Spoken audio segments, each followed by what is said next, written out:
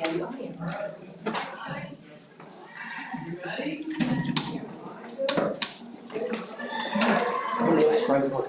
Great, it's not the corridor.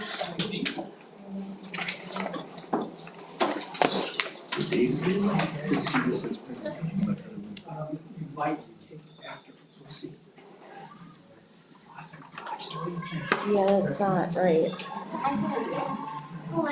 You guys are welcome to come in, right? Or if, like I was mentioning, we pledge to take us just a few minutes to get out, and then you guys gotta go. You guys are welcome to grab cake off the table. I'm just gonna pick up just the fun things that have been happening the last couple months. Let your own call. I'm just giving time. Okay.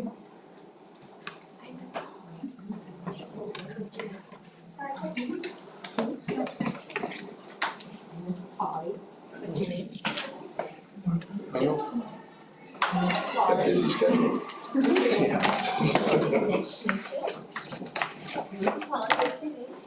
Sure, Chris. Sorry, I'm trying to catch up on all that files. All right. They do this every day, you're great. No, I don't. So guys, good. I'm not that scary. Do you see him rolling in? He used to be a third grader once too. I went here too. Yeah, I was his principal. Sometimes I was something too. Yeah, he was my principal. That's right, yeah. Yeah. You The whole were grade older, yourself, I did. Right? Right? So, I caught that. yeah, Okay. that's why third, fourth, and fifth grade, they just pretty much stay the same. Right. It's a good age group, you know. Right? All right, so we're already in open session. I'm gonna hand it over to you if you want to introduce. Sure, okay. We have Josie, Cody, Oh, yeah. Ella, and Elijah from third grade to say the pledge today. So we're gonna put our hand up, right? You guys stand and face the flag. 1, 2, 3. I pledge allegiance to the flag of the United States of America and to the republic which stands, one nation, under God, indivisible, with liberty and justice for all. Okay, it was easy, right? So, like I told these guys, if they have somewhere to go, you guys can, if your mom's inviting you to leave, that's totally up to you, right? If you want to take a piece of cake, you can. If you want to stay for a few minutes, you can grab a piece of cake and sit on the floor or next to mom and dad. Either way, you should grab some cake. Yeah. Thank you. Grab one. There you go. Got a sister? Yeah.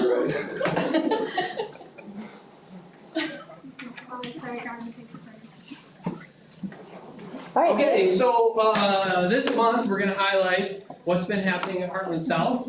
And the best thing that's been happening, well, not the best thing, but one of the great highlights is spring. And I signify spring when this occurs. Okay, so this right here is a momentous time when the bike racks fill. And that's just a great sign. We have obviously people outside. The other thing in these photos is kids in third grade and fifth grade working together, which is just a wonderful opportunity. So we're going to move on to last week's big event where we had the solar eclipse day, and it was just inspiring. I know it was at the primary building and but to have the kids experience that, you can see that even in art class, there was some instruction that went along and coincided with it in fifth grade. Just a lot of neat experiences related to what we could learn about the eclipse. If you think about the fact that the prediction that now is probably calculated by all kinds of wonderful software programs, but to be able to know exactly where it's going to happen, when it's going to happen, how it's going to happen, take into account, the fact that we had leap year, right? So like, it's an amazing experience.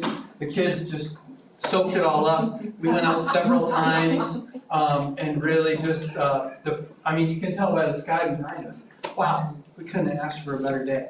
So just a really rich experience. The classrooms obviously talked about safety, and then they also expanded on the science behind it. So lots and lots of fun. Last week, we also had second grade transition night. This was by far the biggest turnout we've ever had. And the parents come with their children. They get to kind of learn about the differences between the primary building and the intermediate building. They get to, see the classrooms, explore the whole building, ask some questions. We have staff members with us, not only in the classrooms, but in the presentation, just to kind of help with that transition. They have been to the building already. They will be back to the building again this spring.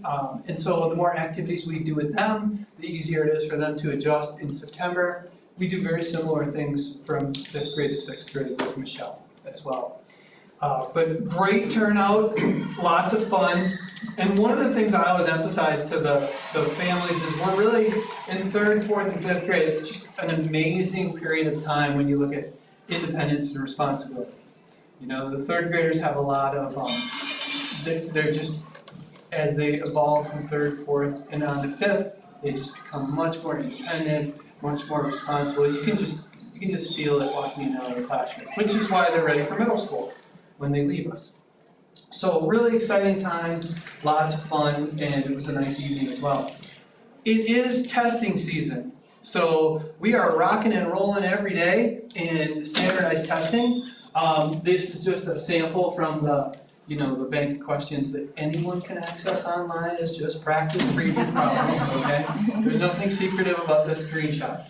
But just to kind of give, for our 3rd graders, they've never had these online formalized experiences. They've done a little bit of testing, but this is a big experience for them compared to the 5th graders. When you tell the 5th graders we're going to take the test, they've had it for multiple years. They know the expectations. Probably by the 2nd week, they can recite all the rules around it. And so we just we had a week of ELA and a week of math, and then we'll do some makeups next week. So. And had a lot of help with that. In fact, I have a brief narrative to share, because every year we kind of talk about, hey, you have to do some independent writing on the test. And we have examples that DPI gives us to prepare for that. So we practice writing. In the past, we've practiced writing an essay, we've practiced writing a narrative, etc. So I thought this one was kind of fitting to share, just because it was, if we're going to describe what's happening at Hartland South, this 5th grader was to just write a brief essay, talk about designing a poster that represents, if you're going to create a poster that represents your school. Include information about classes, libraries, types of lunches available, playground equipment, clubs, teams, etc. Now, the assignment was to write one paragraph, but there's a little more to this than that. And then include descriptive words and details. So I thought I'd just briefly share this writing from one of our 5th grade students. His introduction starts like this. Is your school dull and boring? Does your school serve disgusting slop? Well, fear not. Hartland South School is the place for you. We have fun specialists, absolutely delectable food, and amazing people. I guarantee you that this is the best elementary school in all of Wisconsin. The first reason why Hartland South Elementary School is the best elementary school in Wisconsin is because we have extremely fun subjects.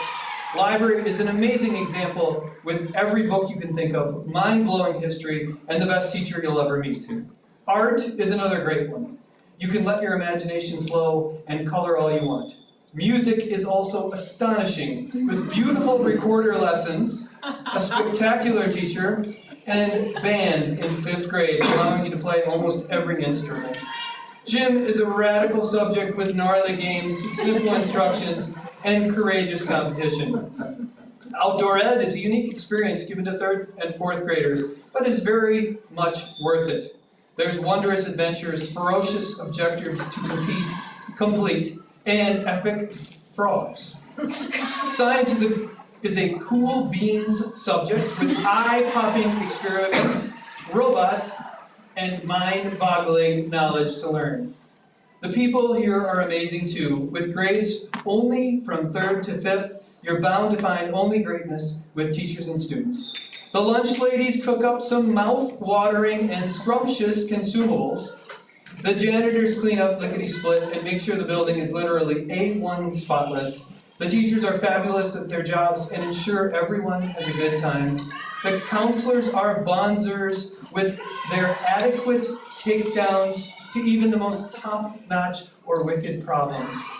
The principal is utterly flabbergasting at how glamorous he indeed is. And the students are totally tubular with how warm-hearted they are. Finally, the bus drivers are elegant with how swiftly they drive and how they are bound to give you a good time.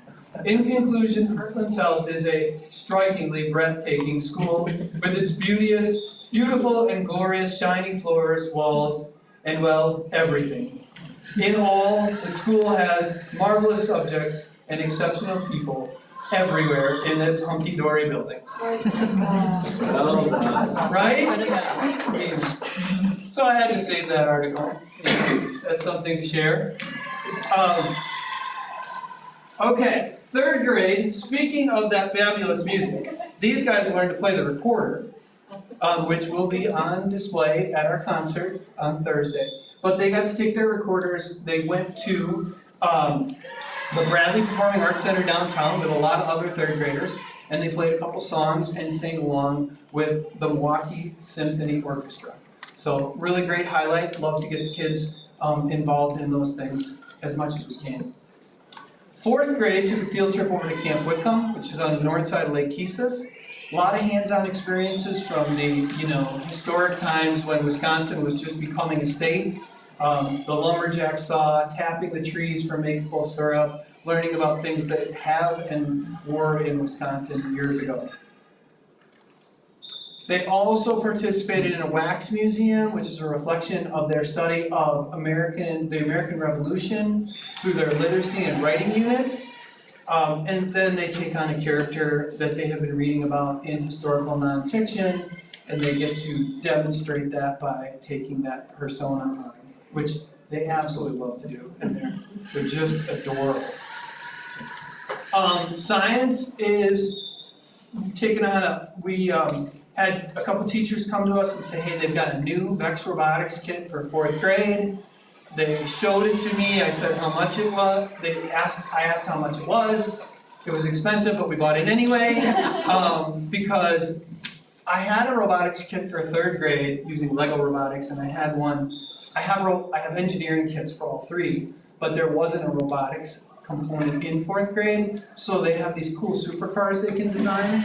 And so the cool part about that is they learn about force, stored energy, motors, gears, steering, and there's a little bit of coding involved.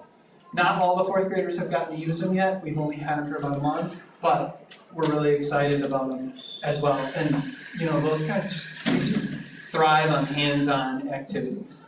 So if they can put them together, it's just a lot of good fun. And then also we've been looking at vehicle restraints with our VEX kits. So they used an egg to test their designs as to whether or not they could create a system that would, help the egg stay safe. So,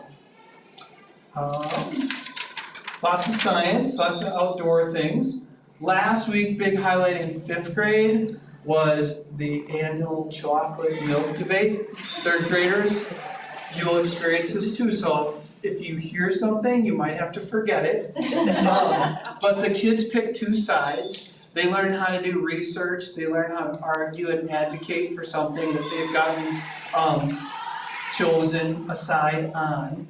Then they come together, they present their evidence, they have to respond to one another, they have to use persuasive techniques like quotes, big connections, comparisons, and then obviously they have presentation skills that they're working on as well. But they've spent quite a bit of time and they are very, very concerned that I am going to eliminate chocolate milk from the cafeteria.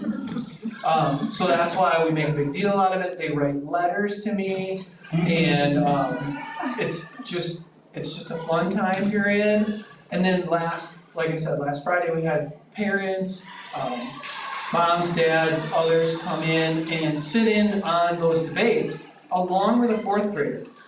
So it was a parent and a fourth grader giving feedback on the two sides of the debate.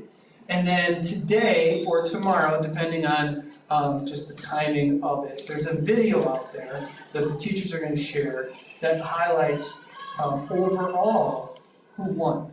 Those who were for chocolate milk or against chocolate milk, etc. So I won't disclose that because we have younger students here. But it's such a great experience for the kids.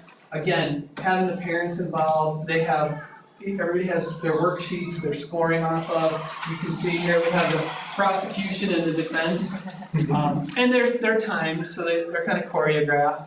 They get a lot of really good experience with that. Fifth graders went to the Milwaukee Public Museum. And when you think back to where those kids were 4 years ago, like when I was a kid, first of all, you didn't have all the technology you had. So you went to places like the zoo and the museum to learn about the fascinating things in our history and around us. So that's still the case, but there were a lot of kids because of the pandemic at the time who didn't have these experiences. So to some of them, it was a really eye-opening opportunity. But they learned about, the history of Milwaukee, and then they got to see, they learned about blue whales in the Dome Theater and experienced the butterfly garden, and they just had a wonderful day. So fifth grade also does their PLTW kits they're gonna build and code a robot that's got different colored sensors on it, and then it has to navigate a course depending on the color of the objects in front of it, and actually collect some cubes. So again, hands-on science over in the, usually in the STEAM lab, and we just love doing that stuff. As I mentioned before, the older kids come up here to visit as a part of their transition to sixth grade. So these are some pictures of them having lunch, and of course they love Michelle and the middle school's lunch here. So more of the delectable food, I guess. Big math shout out. Holy cow, we have 35 fifth graders participating in math club. And so when you think about that, that is a lot of kids on Friday morning that come up here to work with Mrs. Eckerman and participate in math club. And she creates activities, she's our math coach, a lot of you know her. She creates activities so the other kids can participate as well, which is great. But we had Pi Day. Some of the students learned, well, they all learned about pi, but then they memorized and tried to recite the digits of it, which interestingly enough, the new music teacher can still do that from her elementary school experience. She just jumped right in and was reciting it with them. Fun stuff, but they had a St. Patrick's Day math mystery, and then you can see, as Michelle highlighted, we had a lot of fifth graders involved in those big math competitions. This one was just last Friday. So tons of kids who came up to North Shore and participated in the national contest. And then some of these guys are going to be representing us on May 23rd with the middle school students at the state level. So, yeah, great math stuff. Something new that Mrs. Blank started this year is an activity with the 3K in the daycare. So they created, if you remember some of my highlights from last time, they did some story time with them, they had a little coloring activity, but they were sharing like a picture book they had designed for the younger kids. So she and Stacy, the daycare director, are planning to celebrate birthday together. And so it looks like we're going to be doing some fun activities about animal homes, recycling, plants and worms. I mean, it's just joyous to see those little ones, and the fifth graders love to share with them. So it's a unique opportunity just because we're in the same physical space. So lots of fun to look forward to. I'm going to highlight sports. These guys, the basketball teams in the green jerseys had second place in both the top bracket and the consolation bracket. And then our hockey teams are outside of the school, but we have so many kids involved in hockey. That's just amazing, because that was at the state level. Those are all 3 different levels of hockey, and I can't recall personally the ABC level of it, but they were all either runner-ups or champions, and so big commitment to sports when they're done with their homework. And then I have to highlight just, we have the Taste Italy going on, so the last couple Thursdays, we've been playing music in the lunchroom, we've got some Italian, decor out, and this guy right here is checking out some tortellini. And so it's just a little bit of a fun change for Thursdays. The lunchroom staff has been all in on participating. I don't have a photo of it, but we have these beautiful new doors. And they close, and they don't slam, so I don't worry about fingers. And then Danny, who's our day shift maintenance guy, repainted the whole foyer, took down all the artifacts that we no longer need in there, and we're gonna put a nice TV on the wall this spring, so he did a really nice cleanup job and makeover, just to give it a fresh look when you come into the building, have maybe these kinds of pictures scrolling through. But over the weekend, the group, Landscapes for the Future, right? And a team of parents and kids, they came in, this area right here was all overgrown old daylilies, lots of junk weeds. They tore all of that out with a sod cutter on Saturday. They created these beautiful mulch beds. We just moved the picnic table into it. And you can see that without prompting today at lunch, the 4th grade team, I knew just where to find them. Which is exactly what we were, they like to eat outside prior, but it's just, it's a much more attractive space now. And then Jake and the kids in 5th grade did some seeding and planting. So we're gonna actually, those have grown over the fall and into the winter and spring, and we'll be planting those in certain beds this spring still. So, and last, I've just got a couple of pictures. We've got a big, I mentioned the 3rd grade concert is this Thursday at 6:30, but then we've got the 4th and the 5th grade concert coming up in a few weeks with band and music for everyone. So we're just excited about things that have been happening in South. I know. Excellent. Thank you very much.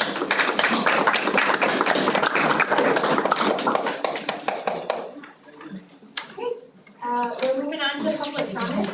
Thanks, you guys. Jeff Vanderstel, 1140 East Capitol Drive, Hartland.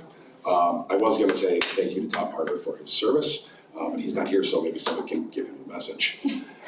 I did want to come and congratulate Jeffrey Vanderstel Jr. on a wonderful tenure of 3 years of running as a very young man who started in 2006 in K4, Miss Heinze's class, Hartland South, before the transition changed.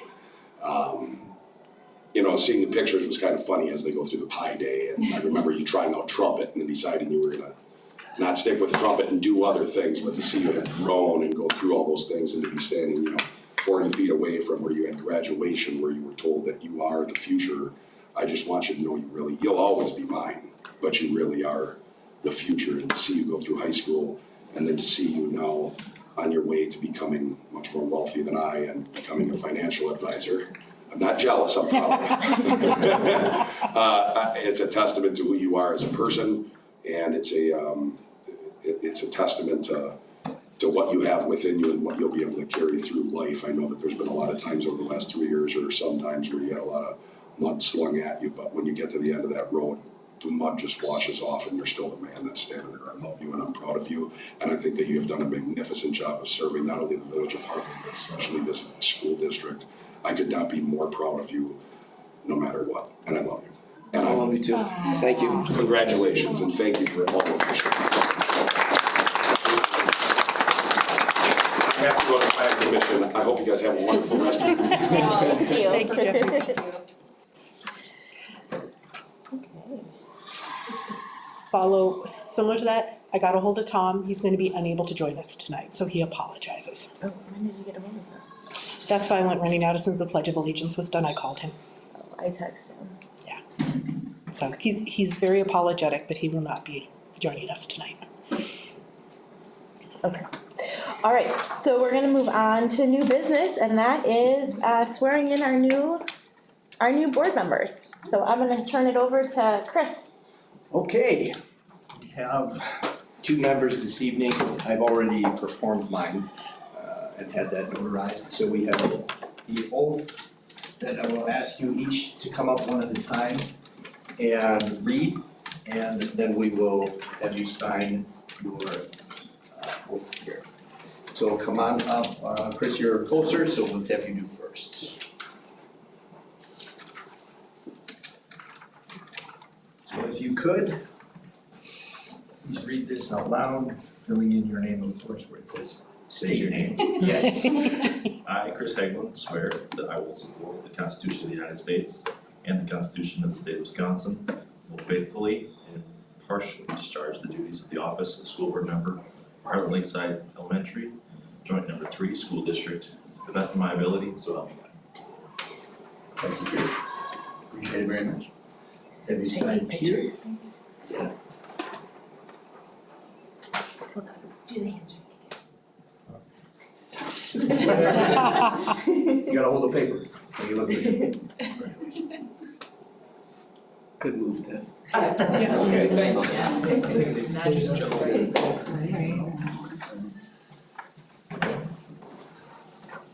Next, we have Matt Schwab. And you got to see the first thing. And then again, just fill in your name, sure, right there. I, Matt Schwab, swear that I will support the Constitution of the United States and the Constitution of the State of Wisconsin, will faithfully and impartially discharge the duties of the office of the school board member for the Hartland-Lakeside Elementary Joint Number 3 School District to the best of my ability, so help me God. Thank you, sir. Do you think I should? Yes, I'll go ahead and sign this now. Sure. That way we've got a paper in there. That's good. With that, congratulations, sir. All right, I had to wait to make sure you got it.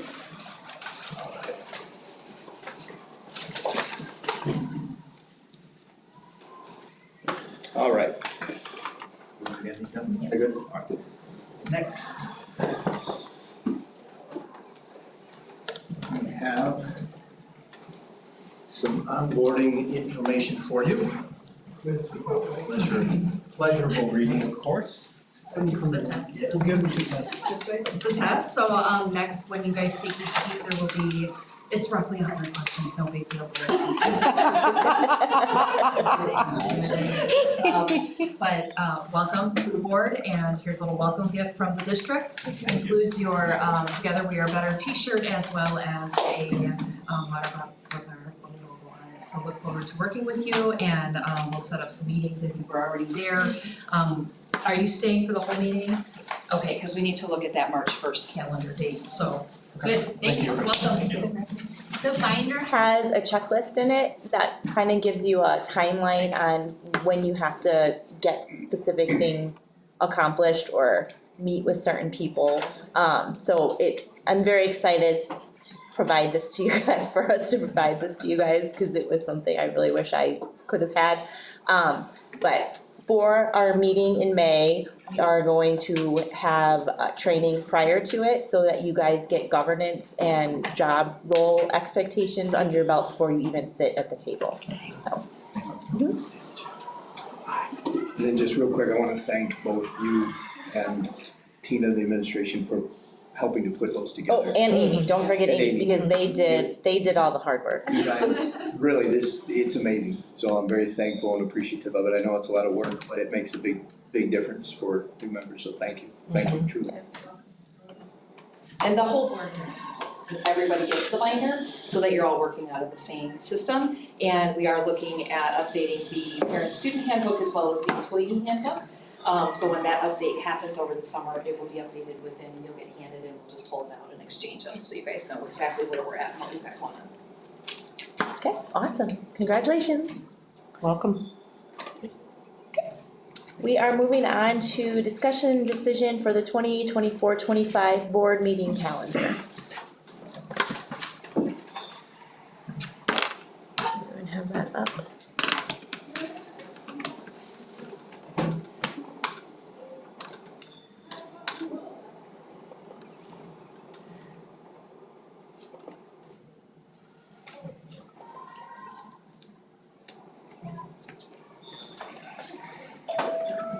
Madam Chair.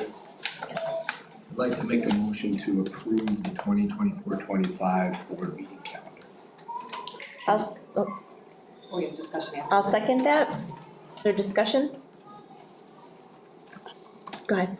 Did you have some, yeah, go Just ahead. wanna make note of that Monday, January 20th and Monday, April 21st. We do not have staff or students for those 2 days. Typically in the past, or at least in my past here, if we didn't have staff or students, we weren't holding board meetings. So I don't know if you wanna make a recommendation on either side of those dates for the calendar. I was gonna suggest moving the April 21st one to April 28th, because in March, we lose a week to spring break, so it'll give everybody a week back to kind of get caught back up before we have a board meeting. Okay. For board prep. I don't know what everybody else's thoughts are on that. It's a good point. Chris, you okay with that? It doesn't matter to me. I just went through, when I evaluated them, I went through to make sure they were consistent on the day of the month and that there were no conflicting holidays. That's all I looked at. So the January 20th does conflict with Martin Luther King Jr. Day, but there's no students, but there's staff, correct? So the staff are already gonna be on campus Staff anyway? workday. Okay. Yeah. So I'm fine with either keeping it or moving it, because the staff's already here in office. On which, Monday, April 21st? January 20th. January 20th. Sorry, I'm having a hard time getting my stuff open. Okay, so the only thing we really have to move is the 21st to the 28th then, we're saying? Sounds like it. That's where you're at. You okay with keeping it on the 20th since staff is already here and it's just the students who are gone? Yeah, I would be here, I would come anyway, so. We just wanted to highlight it in case. I can't amend my own. Pardon me? We need to amend. Okay. So then I'll make a motion to amend the board meeting calendar to move the meeting from Monday, April 21st to Monday, April 28th. I'll second that. All in favor? Hold on. Oh, sorry. Sorry, we gotta slow down for. You guys gotta remember, I gotta typo this today. We're taking notes too, Chris, so don't you worry. Okay. Do we need to vote on the first motion? So can you restate the motion? Gotcha. I amend the motion to approve the school board meeting calendar for 24-25 to move the Monday, April 21st meeting to Monday, April 28th.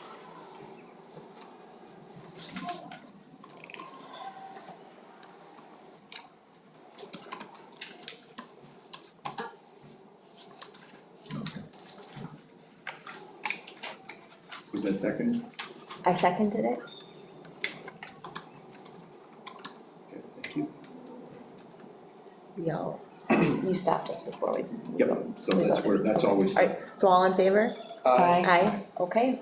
Motion to amend passes. We now need to vote on the change officially into a new motion. Correct. So just restate what you. Okay, so I make a motion. I'll restate it. Please. Since I had it. So the motion on the floor is to approve the 2024-25 board meeting calendar with moving the April 21st meeting to April 28th. I make that said motion. So I don't That have to motion's restate. already on the floor, so all it is now is a vote. No second? You No, already we got, didn't. okay. It's already, Yeah. the motion was amended and approved. That's the motion on the floor, so now the president calls for a vote.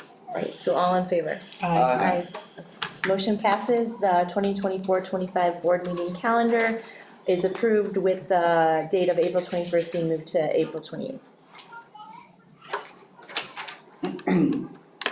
Thanks for going slow for me. Yep.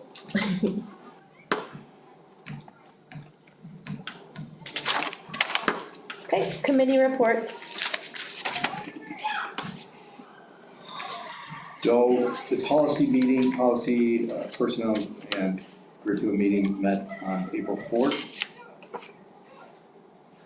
We reviewed the feedback on the Zero series we made notes and suggestions, and we also reviewed the 6,000 series, which were mostly finance, made notes and suggestions.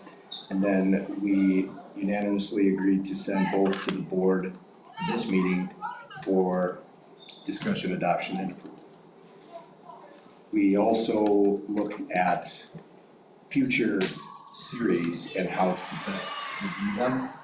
And we're going to use a document that the administration created where it's an Excel document that will have the policy, the WASB current, the Neola proposed, and then an option for us to make notes so that we can review these things ahead of time and be as efficient as possible within the meeting. We also decided that the future Neola policies will be distributed to the full board for review prior to the meetings, so that gives us more time to be able to look through them. And that we recommend also that the board provide feedback to the superintendent ahead of time so that she can collect all that information and make changes as necessary or discussion points so that when we come to the meeting, we can be efficient and move through them a little bit more quickly. It's awesome.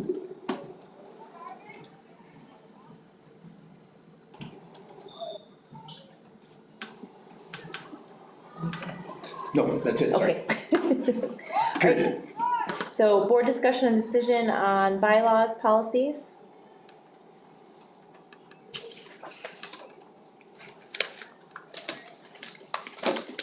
So because there were some things that were amended at PPC, do we want to talk about or agreed with potential amendments at PPC? Do you want to discuss those as a full board, or how do you want to do it? In terms of the comments that were filled into the Excel sheet? Correct, because like some of these, the PPC agreed with amending or changing, so you should get full board say on those, correct? Sure, you can, do you have them in front of you? I do. All right.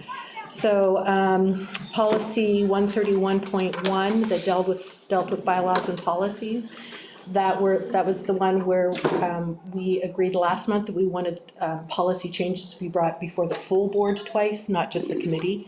So it was adding that word full board in there. I don't have the updated file. What number? Policy 131.1. Give me a moment to pull it up. Mm-hmm.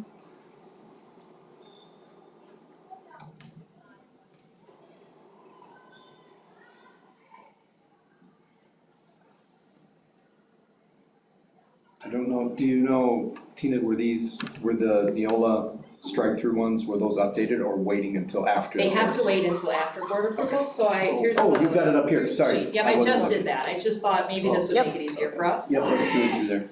So yeah, if it's approved, that you all agree that it says amend to the full board, then I will make a little mark, we'll go in, we'll change the policy that's linked previously in one of these other columns, here to it, and we'll make the adjustments. Remember, this is, Neola's process, right? And so trying to get this away from that, we have to still submit all of these to Neola so that they can put it in their finalized form and upload it into Board Docs. So the best way for us to do that is by like just really isolating, which is what we're doing now.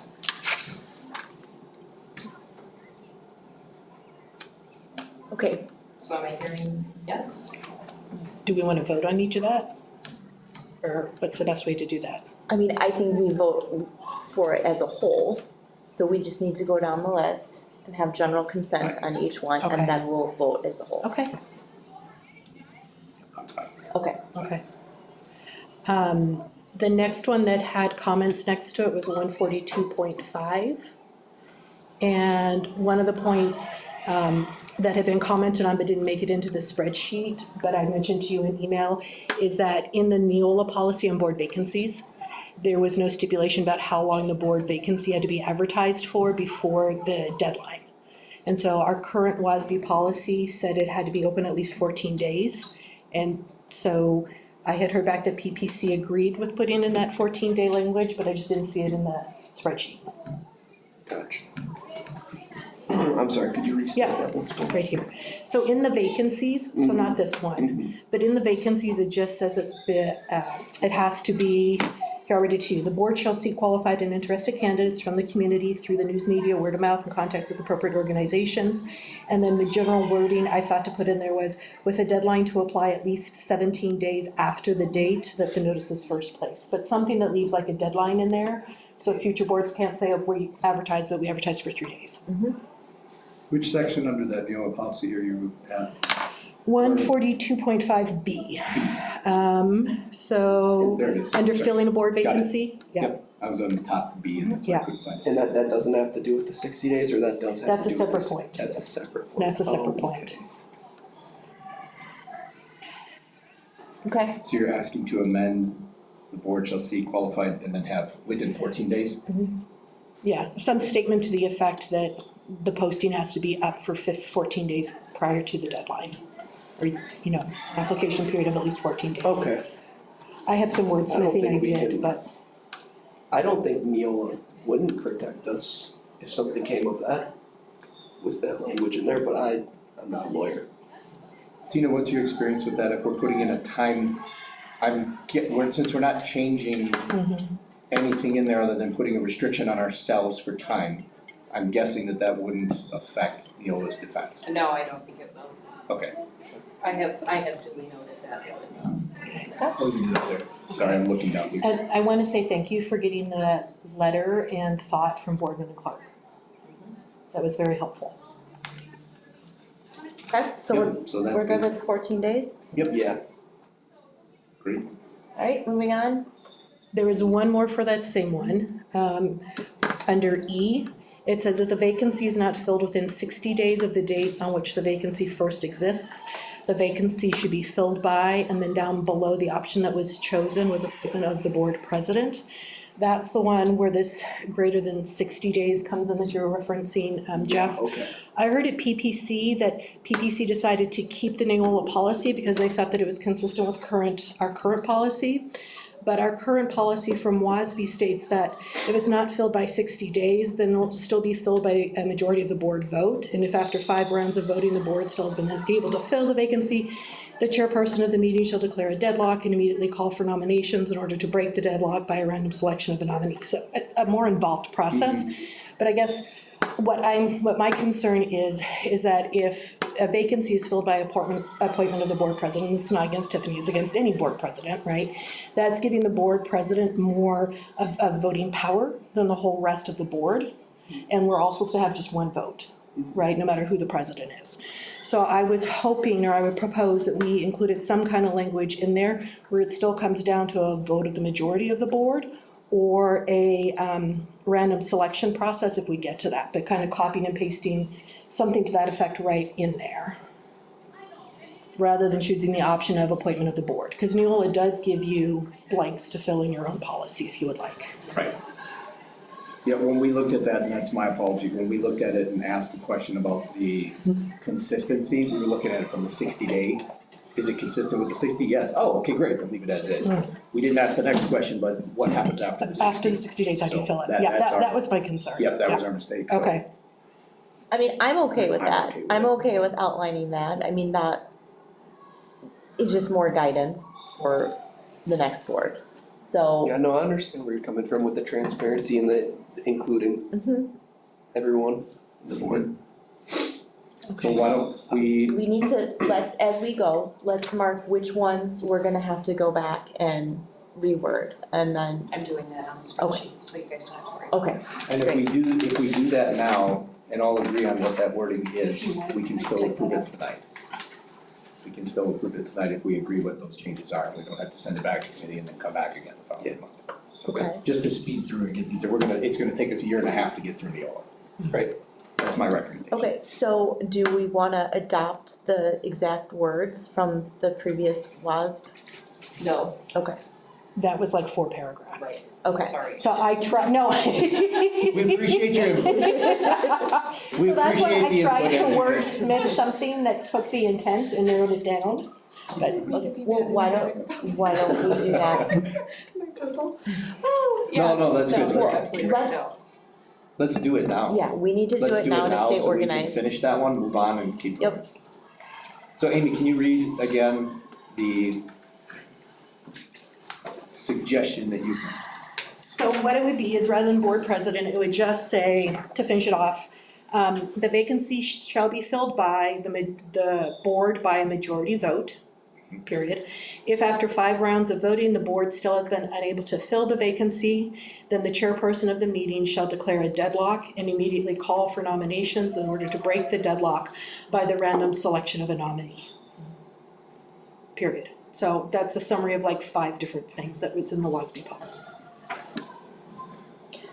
So deadlock is when the board is voting and they can't come to a consensus. Right. And we put all the 5 names times into a over. hat and you draw a name from the hat. from the nominees? Correct. From the nominees. If said deadlock were to come into play. Right. So in our case here, let's say this board member ends up quitting. You have to fill it. It could be 2 and 2, 2 and 2, 2 and 2, 2 and 2, and perpetuity, and we can't get anywhere. There's nowhere to break a tie. So this is just saying that it would go for nominations and then random. I'm Which comfortable with that language. yeah, I mean, I don't foresee it getting to that point ever, but who knows? And We'll then see. Tina, just in your opinion, again, since this is outlining the process for us internally at selection, again, I don't think that would in any way affect Neola's defense. I would agree with you. Okay. I mean, I can double, triple check on this, just remember what Boardman and Clark said, right? So that's like, we wanna make sure that we're not altering the intent of the policy. Yeah, because all we're doing is changing it from the who, from president to say vice president, or president to now by the board. The board. So I think we're keeping everything. Yep. I would agree. So Amy, Holly, if you have or do you have that written? I have it, we're good. You're good? I got it, we're good. Thank you. Okay, next one. Next one down was no change for 144.3. The next one you had was 155, right? 152. 152, and that, Tina reminded that rules are different than policy. So that's part of SOP, that's fine. Good. Appointing committee chairs, PPC said is comfortable with how it's written. And I don't honestly now remember what my concern was on that. I think it was, if I remember correctly, when you brought it up, it was on the president choosing the chair of the committees. And the reason when Jeffrey and I met and talked about it in policy, the reason why we thought it's fine, leave the policy as is rather than mess around with Neola, is the committee has no power and the chair has no extra authority, so it really doesn't matter. So rather than mess with something that doesn't matter, we suggested just leave it. Agreed. Okay. Especially with the input from Boardman and Clark, and that's just a good reminder. Okay. 164, about adding a statement about not holding board meetings on legal holidays where the offices are closed, and that's kind of like what we discussed with the board meeting calendar tonight. Yep. Next one was 167.3, looking at public comments. The time for public comments have been dropped from 30 down to 20. It sounded like at PPC, the decision was made to keep it at 30. Yes, so if Okay. you're good with that, that's Yep. no issue. That's Yeah, and then everything else is already part of what was in there, so we're good. Okay. Meeting minutes, 168.1. Our current policy is we, in the minutes that you keep, you write down the name of the board member who made a motion and who seconded it. That's not specifically spelled out in the Neola policy. And I read through it a couple of times, but after reading the letter from Boardman and Clark, I don't know if it's worth actually putting that into and wordsmithing that policy versus just continuing with our current practice informally. Yeah. I just Since didn't we want to already- lose that information. No, we're not going to, since we already do that, it's Okay. best practice, it's been historical best practice, we're gonna continue. Then I'm good with not wordsmithing that. In terms of the role descriptions, I like one source for all truth. I understand how that's can be difficult to do, and so just keeping it as scattered throughout the policy, so again, we're not having to wordsmith Neola's, I'm fine with that. And then final, legal counsel, I'm still a little bit concerned about not having a statement in there about clarifying that the district's legal counsel is for the district and not individual board members. Because historically, that's been a little bit more of a concern about how legal counsel is being used. But again, it's in the policy as was said at PPC that outlines that it's the district and the board. So hopefully that's a unique circumstance that we won't have again. Yeah, I remember the one time when that did happen and it was uncalled for. Hopefully we can just move past it and it won't happen And again. we won't have to change. Okay. And then that's it. The last two that I had questions on were removed because they weren't part of the zero series. Okay. Perfect. Okay, so the only one, do you wanna run down the list? Even on all, we're okay on all of them, Okay. because you all kind of like just consensually agreed Okay. that on, row 20, 0142.5, that you agreed that we would go with Amy's language, which I have right here, so we're good to go there. The only other change up top was the, adding the full board. Otherwise, there was no action with the exceptions of 0164, 0167.3. No action, so we're good. Okay. And you got the 14-day application window. Okay. Then I make a motion to approve the zero series bylaws and policies with the amendments already consented to by the board. I will second that motion. Okay, let's just sit tight for him to catch up.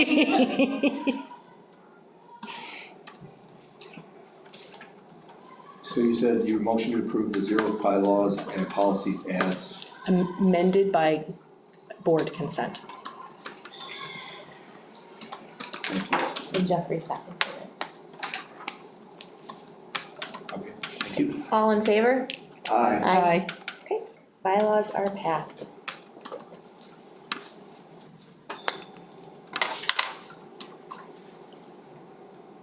Let me know. Good. Okay, so we're moving on to discussion and decision on the finance policies, which is the 6,000s.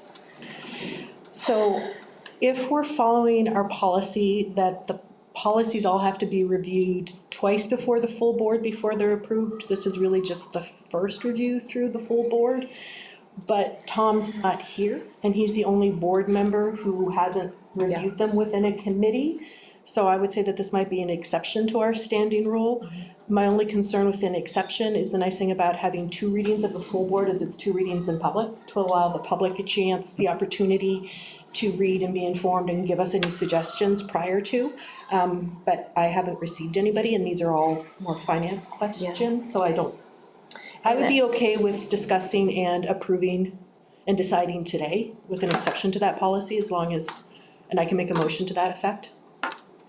I would add, can I offer Please. just another quick insight? There are only 8, just for the public, there are only 8 policies that we currently have existing at Hartland-Lakeside in the finance world for policies as compared to 36 policies in the So what you don't know, right, until you start to go through the process. And so for this, truly, I agree with you, Amy, that there is a lot of policy that is missing under the finance umbrella. So for us to get this in place sooner than later is probably a better bet, and the fact that you all have looked at it and it's been to PPC twice, and there are not great changes, I would agree with your assessment, so thank you for that. Okay, so then I'd like to make a motion that we can discuss and decide on the 6,000 finance policy series today after only one public full board review.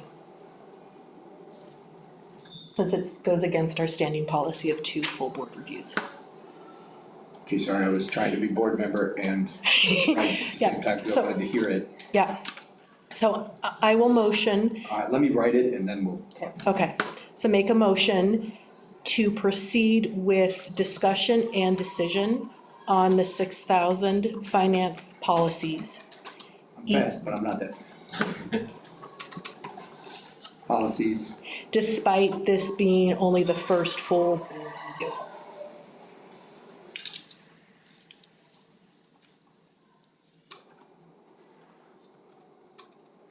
comma, contrary to policy, Is it, period. Please, if you've got, can't discuss, there's a motion on the floor. I'll second that motion. Okay, so now we can discuss. You wanna say something? Jeffrey seconded.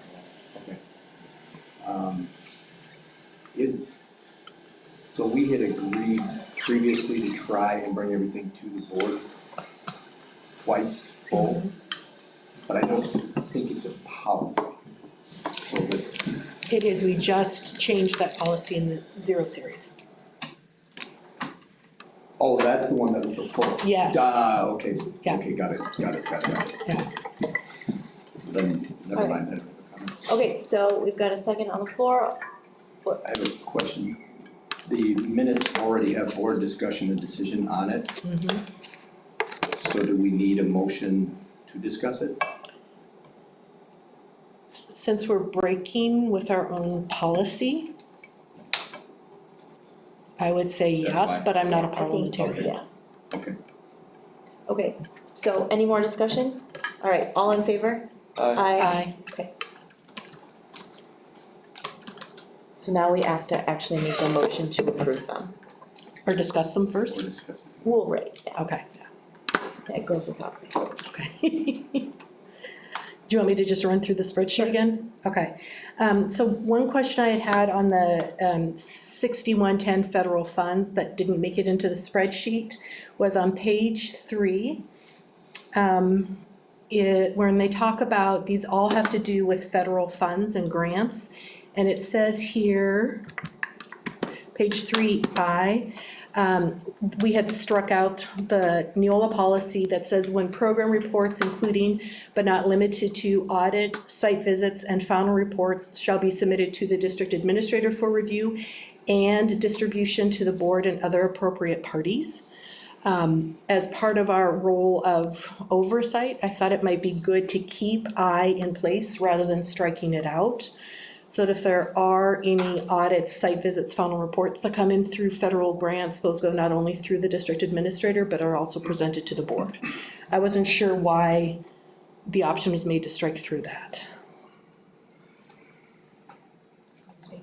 I can't speak to that. I don't know either. We just haven't done it. We've just never done that before. Yeah. It's not current practice, is what I Okay. understand. And what would be the pros or cons either way? Just more work. Okay, Slows things down. Yeah, the auditors come this summer, so, Sorry, my document closed, so I had to pull it back up. Which number is this? In your, is it on this sheet? it's not, it didn't make it to the spreadsheet. Oh, okay, sorry, So it's- mine closed and I had to go back and try to pull it back up. It's up at the top, it's 6110. Thank you, There you go. Okay. It's page 3. thank you. Is it so much work that it wouldn't be worth? it depends on what it is, like we had a food service audit where they were here for a couple days and there's a lot of uploading, so it's online. A lot of the audit is uploaded online, obviously they come and present, so I'm not worried about that one. Final reports we do over the summer, so they're in the financials already. And those are submitted through WISE grants, I mean, we can give you a copy. What have you guys seen done at other districts? I mean, I've only been in 2 and I've never done that for the other 2. So Okay. I have limited experience.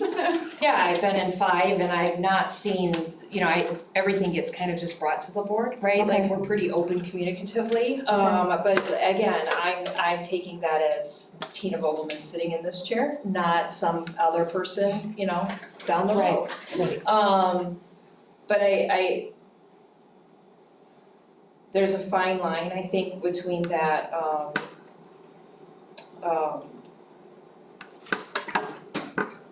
autonomy, ability to do the work without feeling micromanaged. Mhm. That goes into it, and I think that bringing absolutely everything, I mean, it's like, I'll use an example, it's like recently, the whole debacle with the books being thrown away and all of that whole thing, and people wondering about, well, where was the transparency and the fact that you're even reading the books, and I'm like, oh, you know, it's hard, it's a hard thing to know. What do you bring forward to the full board, what do you bring to the public, what do you not, that whole transparency piece, and I think that we're trying really hard to be very communicative and very open and honest and bringing everything out, but we're not gonna get it right, like, I don't know what everybody wants to know, and all we can do is share what we know is important, and that our decisions that maybe we wonder about, or that we're like, maybe we should run this by mom and dad, right, that kind of thing. So, I'm comfortable with leaving it as is, but they're not my policies, so that's Leaving it as is entirely- with the strikeout? So it's a decision for the board. Okay. I think with that background, because obviously the two of you have more experience than I do with anything related to this, that if you haven't seen that be standard policy at other boards, I'm okay with keeping the strikeout through there, but. Yeah, I'm fine with it. You good? Yep. Jeffrey? I'm good. Okay. Okay, that one's done. Next change was policy 6151, dealing with outstanding and stale checks.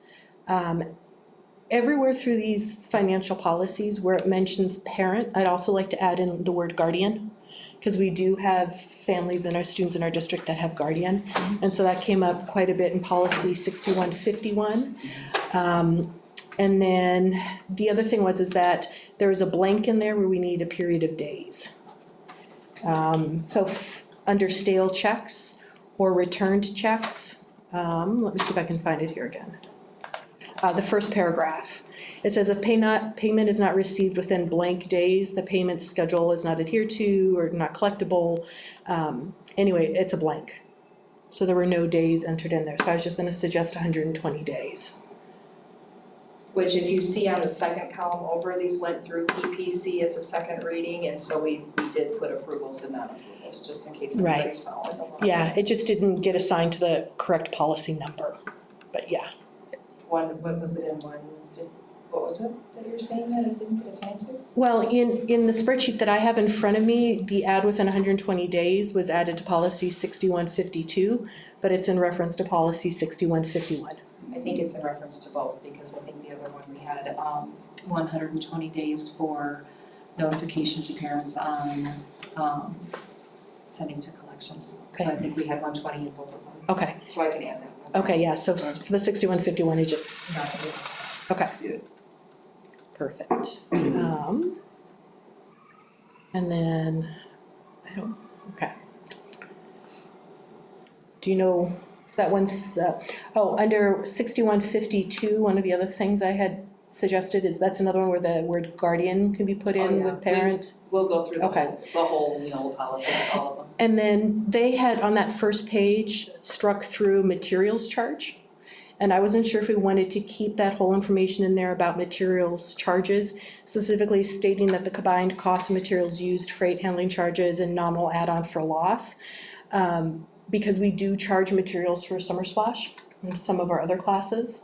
So I wasn't sure for the rationale of striking that out of the Neola policy. So it's not adding anything to the policy, it's just asking for clarification as to why that was struck through. Are you on 662.3? I'm on 6152, the first page. Yep, sorry, I went to the wrong column.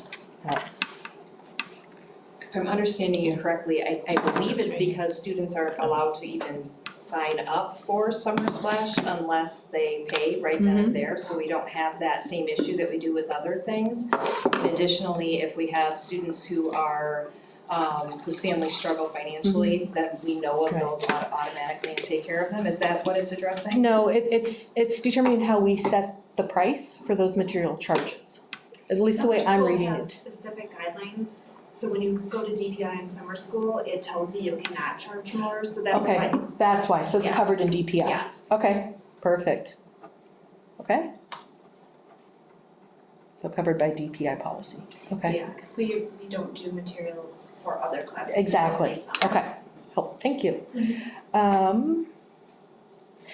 6152.01 talked about subsection E. Let me see here. I can't, having problems multitasking, 6152. Here we go.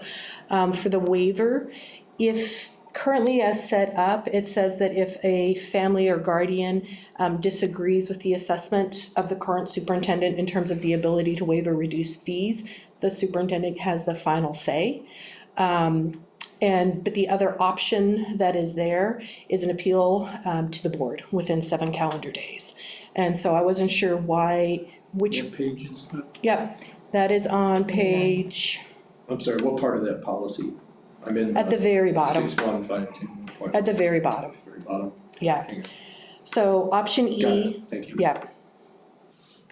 And so I was just thinking that as elected officials, if there is somebody has a disagreement with whether or not they should be eligible for free or reduced fees, that they have the ability to appeal to the board, rather than the current super having the final decision on that. I don't think it would happen often. Well, this is for fines and fees, right? Not the determination of free and reduced. No, it is for the determination of free and reduced. So it's under procedures for resolution of disputes. So, Yeah, procedures, resolution of disputes, right? right, and so on the page above that, it says the district administrator shall have the authority to review the waiver request and request further information, if any, is deemed necessary in order to make a decision on that request. So it's talking about a specific waiver request for a free or reduced. And option E says that if the parents or guardians don't like the decision that the district administrators say is final, and there's no ability to appeal to the board. Got it. I would suggest that we leave it as is, and that the person can, if they still wanted to, they could always come to the board. And the board could add it to an agenda item, the board could address it, but that's an operational thing. So, But then we're going against policy and saying, we're going to supersede the superintendent, even if we don't have a policy that says that we can. To me, this is a day-to-day operation that falls under their job description, and it's a pretty basic thing, stepwise in determining who is approved for that with criteria, etc. I mean, if we put that in there, I think it opens us up to a ton of people coming and trying to get something that they probably aren't really supposed to get. Right. So to clarify, we're not adding anything in, we're choosing between two Neola options. Right, Okay. but what I'm saying is it should be left, final say so should be administrator. I think that's putting us in not a good position. Well, and I marked this one out, and the reason is if somebody asks for appeal, then we're holding a special board meeting potentially. So trying to get 5 people within that time frame. So I just thought the district administrator would be able to make that decision. I mean, the board member, they can absolutely still come to a meeting and make a public comment and all of that, but ultimately, because of that time frame, we'd be holding potentially a lot of special board meetings. Especially if you open that up that way, I guess I would ask the board, what other criteria would you be looking at that you wouldn't charge I don't know. us to do? I don't know, but it just comes down to that fact, right? So we're the elected officials, right? And if somebody wants to appeal a decision, do we have an appeal process in place or not? For that, or just in general? No, for that specifically, and since it's I'm not making it up, it's an option that Neola has, so I just wanted to make sure we discussed through it as to why the specific option was. How about like a third appeal, like appealing the decision of the free and reduced lunch and then going to the superintendent, and then a second appeal, appealing what the superintendent said? And then you're saying that you want it to come to the board? Well, my understanding is they would apply, and Tina would say yay or nay, and then if she says nay, then they'd have the option of coming to the board. It actually starts with me. Okay. It says that well, it would be me. It would come to me first. I approve or deny, we obviously typically approve. Okay. But if they didn't like our decision, they would go to Tina. So Tina would be actually number 2. You guys would be 3 if we selected this option. And where does it have the district This is where this gets confusing with district administrator, because in certain cases it's Got me it. on the finance, but Okay. then superintendent Okay, would be, so we do have 2 oversights in there already. Okay, and again, that's just how it currently is, so unfortunately we know that, but okay, you know, it doesn't. okay. I just think it's nice to have an appeal option, and knowing that it would start with you and then go up to Tina if necessary, then that gives people an appeal option, so, okay. So I'm fine with leaving the strikeout as is for option E then, and not changing anything.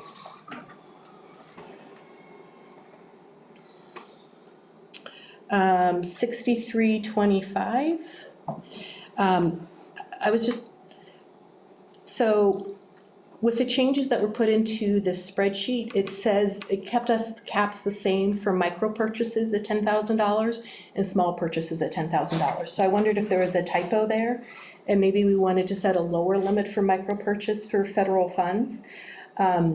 Currently, in our WASB policy, those micro purchases are $2,000 as a limit. Neola suggested $5,000. So I was just gonna suggest that we keep it at the $5,000 per the current Neola policy, and then the small purchases can be that $10,000. In 6325? Correct. So where's the number in 6325? Yeah, I'm looking at it and I don't see that. Yeah, I'm getting there. So, let me see here. Second First page, Okay, sorry, It's I'm a on the long first one. page. third page.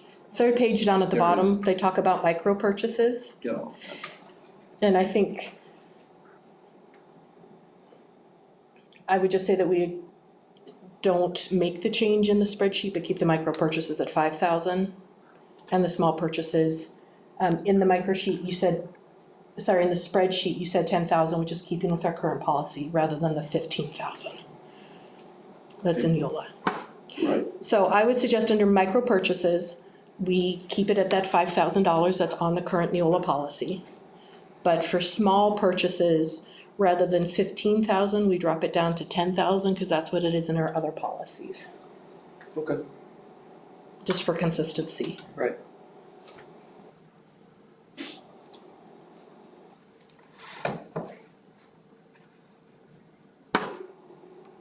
I don't know. Does that, do I need to show it to you, or is it No. making sense? No, I'm looking at it. Okay. Yeah, I'm okay with that too. Alright, next one. And So then, Talked Tina, about- did you capture the, sorry, did you capture the micro purchases remaining at 5,000 instead of 10? I changed it on mine, but I think Tina has that. Sorry, I'm trying to keep up with No, we're good. being a board member too, and it's hard to take notes on 3 pages. Thank you. Got it? Shoot, there was something else under sealed. That was the letter Which one? C I'm not finding it now. for the bids. Under sealed sealed bids. To remove C. bids. Yeah, yeah, correct, to remove the second C, because there's 2 of them under sealed bids. This is Neola policy 6325.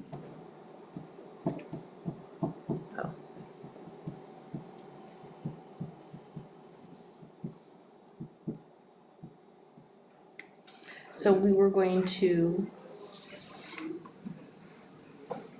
reopen all that information, but keep C struck out, because we don't open bids in public. Correct. Because most of them typically come through on email. I mean, there's no, it used to be where you would go out for bid and they would send big packets back and you would have to sit there with the board member and you have to, oh, this is our special opening and we opened all these things, right? I used to do it, so we don't do that anymore. If you go out for bid, they're usually emailed and so. So it's gonna be unstriking everything in that section with the exception of C, where they're open in public, correct? Correct. Good. Fine. Good. And then under, last but not least on that one, under number 2, proposals at the bottom of that page, it was struck out that proposals shall be solicited from X number or an adequate number of sources, and I wasn't sure why we weren't specifying how many bids we want, because typically we go for 3 bids right now. So I wasn't sure of the rationale striking through that, not putting in a number. Well, it just says they shall be solicited from, so the list varies depending on the vendor. So auditors, they might have 10, but obviously when we're doing paving, there's 25, so I don't know if there's always a set number to solicit from. Does that make sense? No, because you always seem to bring us 3 bids, like if we're replacing something. Right, but that's not what this is saying. Yeah, This is saying, who do you solicit to? So I'm gonna go out for bid on paving, and I'm gonna put it out there, and I'm gonna get, I don't know, 25 different bids. And then you bring. Then we bring yeah, their 3 got best it. bids forward, Okay. so it has really no. Nothing, okay, never mind, thank you. Okay, then that can just be ignored. Okay, I only have 2 more. 6605 crowdfunding. I don't know if the rest of the board's familiar with this, we don't have a current policy that covers this. 66, what is that? 6605 on crowdfunding. We didn't have any notes for you on that. Yeah. I sent it. But the question I had on that is for crowdfunding, I know that some of our teachers in the past have used an online organization called Donors Choose, where you can go in and you can pick all sorts of different institutions across the country that you want to donate to. One of them happens to be teachers, and you can donate money so that then they can buy books for their classroom, okay? And I've done that anonymously in the past. And then if the teacher gets sufficient funds, Donor Choose sends all the books to the teacher for their classroom, okay? And if that project doesn't get enough funding, then that money gets passed on to another project within Donors Choose, or they will give it back to you. So because we haven't had a policy up to now with crowdfunding, I just want to draw that to everybody's attention and make sure that our staff are aware of that change in policy. Because currently, and it's been several years since I've used Donors Choose for that purpose, is we have had staff in our district who have used that as a way to get additional supplies for their classrooms, usually classroom libraries. And per the current policy, anything that goes through a crowdfunding source like that has to be approved by the district. And then any materials that a teacher gains from that become district property. So I think that all makes sense, but I just want to make sure that the board, that we all talk about the fact that that's a change and that we're gonna have to make sure our staff are aware of that, because that might change how some of them have been supplementing classroom supplies. Does that make sense? Sure. Yeah. So that's just a communication of the That's just a policy. communication back out to our staff. Okay. We never had a policy, now we do. Heads up. No change on the policy. No change on the policy, Wonderful. okay? And then last but not least, 6700 on the Fair Labor Standards Act. There was a word agree that was crossed out that I think we wanted to keep. So under the bottom of the page. Yep. The pink crossout says that you either choose the superintendent or the board, and then after the word board, the word agree was struck out. I think we want to keep that word agree in there. Yeah, I think that might have been just an A typo, overstrike. yeah, that was it, just before we approve them and we send them out. Okay, believe it or not, that was it, thank you. All right, Can we go back to the minutes? yep. I got like 15 things open to try to keep track of those. All right, now I'm back. Okay. So I would like to make a motion to approve the 6,000 finance policies as amended per board agreement. I'll second it. All in favor, or discussion? All in favor? Aye. Okay, motion passes to approve the 6,000 finance policies as amended.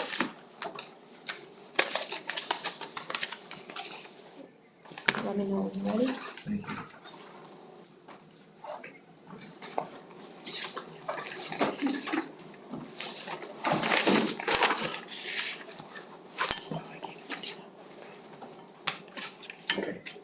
Okay, Amy, it's all you. All right, I'll keep this part short and sweet. First of all, we met last past Monday, Amy Hawley reported to us that we have another little over $1,700 in school fees that we've been able to get paid to us from parents and guardians. And in part, she started sending emails out with the free and reduced form actually attached to the email to make it easier for parents and guardians to submit that information. And as soon as her email went out, she had almost 10 immediate replies with payment in kind. So that was really good to see. Parents and guardians are still receiving a monthly letter with the pink note warning folks that they're gonna be sent to collections if they're not paid by the end of the year. Lunch fees are fluctuating, but they continue to work on that. We also discussed and reviewed the compensation plan and market adjustments, which Amy's gonna be talking about later. And I just wanna give kudos for the team for continuing to look at what the market is and making sure that we're paying our employees and our teachers a competitive wage with the surrounding districts. So I think that's really good. And then I'm not gonna steal Amy's thunder on the proposed budget. So that was it. All right, thank you. Okay, consent agenda item time. I make a motion to approve the consent agenda, which includes employee personnel report, monthly voucher and purchasing card report, school board meeting minutes from March 11th, 2024 school board meeting, and donations. I'll second that. Discussion? All in favor? Aye. Okay, consent agenda is approved. Okay, superintendent report. Not a lot to say, I mean, a lot to say, but it's busy, right? And this time of year is busy for our teachers, it's busy for our students, it's busy for our families, the beautiful weather, the energy, the sports, the outdoor sports, all of the time. So just a lot going on and a lot coming forward, and we've got a lot more to do, so I'm just kind of gonna pause on any pontification of any kind. And we can go right on into the unusually hazardous zones.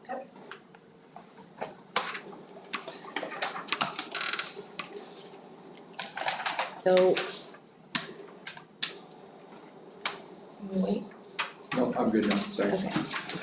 So these are just the hazardous zones that have been approved, and we need to You need to them. officially Yes. approve, yes. This is the second and third group that we reviewed. So I did the format the same as last time, so hopefully it made sense for everyone.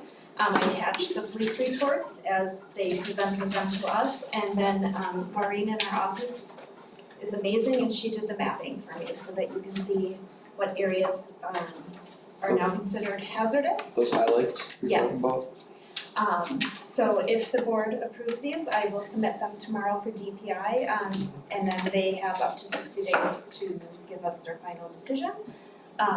Just as a FYI, the first set has been officially approved by DPI, so we won't have that for this year yet. Okay. I'm hoping to get this one in and approved before year end as well, so.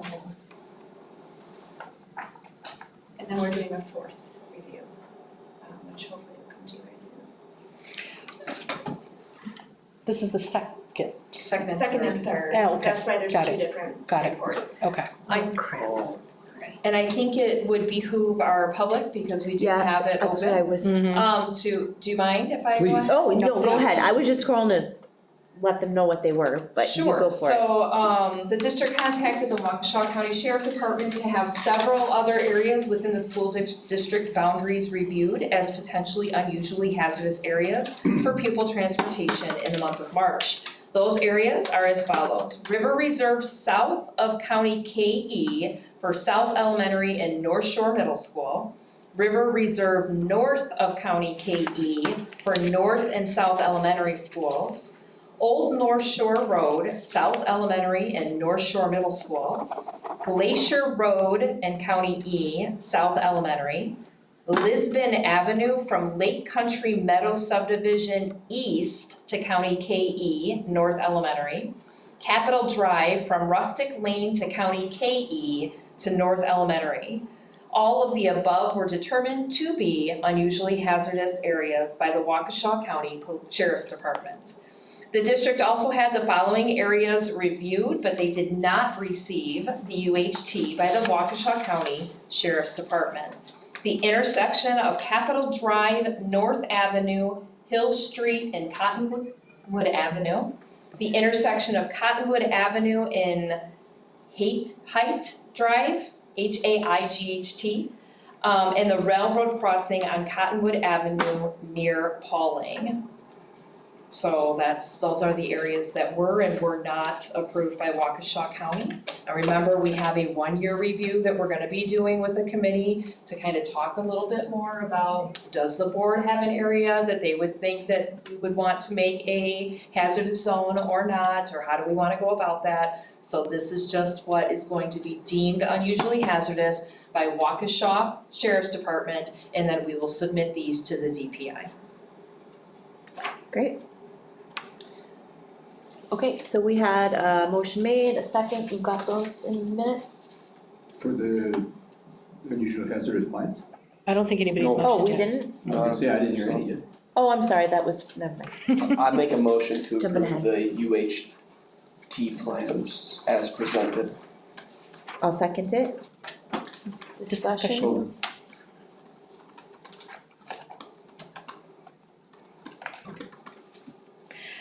So for people who are listening or board members, I strongly disagree with the sheriff's assessment that that intersection of Cottonwood and Haight is not unusually hazardous. That's the corner of Beer Snobs where there's not a four-way stop. And so the traffic goes through in one direction and there are, Oh, you're cars talking off, the three-way? yeah, Oh. three-way stop right outside Beer Oh. Snobs. Well, it's a two-way stop, but the third person gets to go. Yeah, whatever it Yeah, I is, gotcha. right, and Yeah. I do think that's an unusually hazardous area, and there's a number of motor vehicle accidents in that area.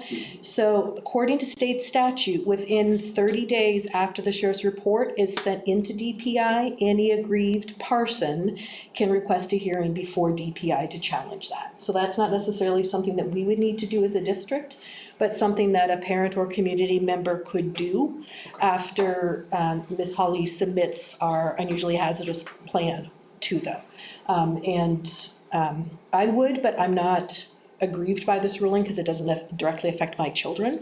But I do think that would be an area that might be worth repetitioning. The other thing I'd like to bring up, and I'm happy to take this on, is per state statute as well, any transportation in areas of unusually hazardous, any city, village, or town may reimburse in whole or in part a school district for costs incurred in providing transportation under this subsection for pupils who reside in the city, village, or town. And I don't know if as a district, we've ever tried to go back to the village of Hartland or the town of Delafield or town of Merton to see if they will help reimburse us some of the transportation costs in those unusually hazardous zones, so that we can get more money rather than just the $20 or so the DPI gives us per student. So I don't know what the process would be once we have all of our zones officially outlined, but that might be an avenue that we can explore to try and get the money that state statute says that we are allowed to try and obtain. I can tell you that according to all of our records, no, that hasn't been done, but I can also tell you that that is part of the 1-year review, right? Okay. We're gonna research all of the avenues and ways that we can, make our areas safer through IDOT and through the county, the community, the village, all of it. Because we are all responsible for our children, everybody. And then also just those financial pieces and trying to make sure that we have that, and I will absolutely take you up on that when we get to it. Okay. Good research. Okay, any more discussion? Okay, so the motion on the table is to approve the UHT plans. All in favor? Aye. Motion passes. Okay. Alright, Amy, Okay. I'm also gonna try to do 2 things, so bear with me. Can I help you with one of those 2 things? I'm just trying to help take minutes. No, I'm good. Um, Mostly, just so you know, most of the stuff that we have when it's discussion, there's not notes that have to take. okay, So it's okay, it's only when we get into discussion and action. okay. I'm sorry, decision and actions. And I'm gonna excuse myself, I'm gonna run to the restroom, you can go over, I looked over it, and we're all good. And I know it's just discussion, so. Yes, so for March financials, Fund 10, our general operations fund, funds received in March, we received general equalization aid of $1.14 million, and we received our per pupil aid of $852,558. Interest on our max save, which is our money market account, is still at 5.54%, so we did earn interest of just over $27,000 this month, which is fantastic. For expenses, we should be about 75% of our budget, we're 9 months in. And when you look at our Fund 10, we're looking good on time for all of our budgeted items. Fund 27, our special education, revenues received this past month, we did receive our special ed aid of just over 100,000. Medicaid reimbursements of about 7,800, and then we did have our interfund transfer from Fund 10 to Fund 27 to make that account balance, and that was $105,415 this month. Expenses, for the most part, look on track. I am continuing to watch the purchase services, but everything else seems good at this time. For capital improvement, that's Fund 46. That again is just our interest, that is 5.54%, and interest this month was just over $6,200. So that Which one was that on? our capital improvement, Fund 46. Fund 50 food service, again, it's just mainly parents depositing for lunch accounts, and then the fee is for our vendor. And then Fund 80 is community service, and it's just the daycare at this point, and so that's daycare revenue and expenses, and she's on track as well. Are there any questions on the monthly financials at this time?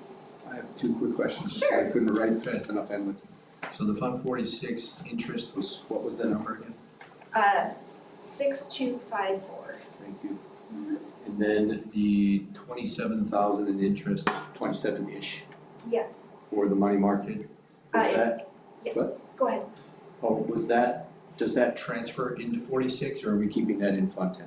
Right now it's in Fund 10. So the interest on that account, we're leaving in that account, we're not putting it directly into, say, 46? No, Fund 46 transfers typically don't happen until over summer, so when we start closing the books, that's when we'll make a recommendation to transfer to Fund 46 to keep growing that account.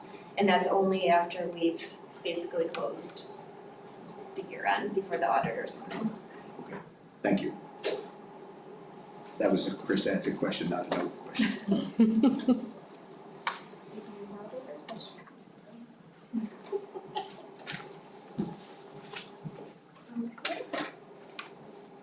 No other questions at this time? Alright, moving along. So in your or online, you'll see compensation plan and market analysis that administration has put together. This is the summary page because obviously the rest is the names and individual salary amounts. What you're looking at is what our high end is for a teacher in those year categories stated at the top. The low end, the median of the teachers within those periods. And then what you see at the bottom is the market. So when Tina and I started exploring, we were looking at how we should look at a comparable market, and we thought within 25 miles of the school district because that's where teachers may go if they were to leave the district. So we have all different sizes of districts that we're comparing to, so that is the market analysis is the median of those districts within our area. We would like to use this as we're setting salaries moving forward. So if I'm hiring a teacher at this time, I can go to this document, see where I should bring them in based on years of service, that it's compatible to our existing teachers, as well as probably what they're making in the local market as well. Are there any questions on our compensation plan at this time? I just wanna say thank you for doing this. This is great. Yeah, we needed this. And we, just side note, we will do this every year so that we continue to adjust this based on market. And then make sure our teachers are compensated as well, which takes me into the next piece. And one thing that you and I have talked about, but I wanted to make sure the rest of the board knew as well, is we would never decrease a teacher's salary based on the market analysis. So we wouldn't take a look at that and say, oh, you're getting paid too much, we're gonna dock you down to what the median market value is.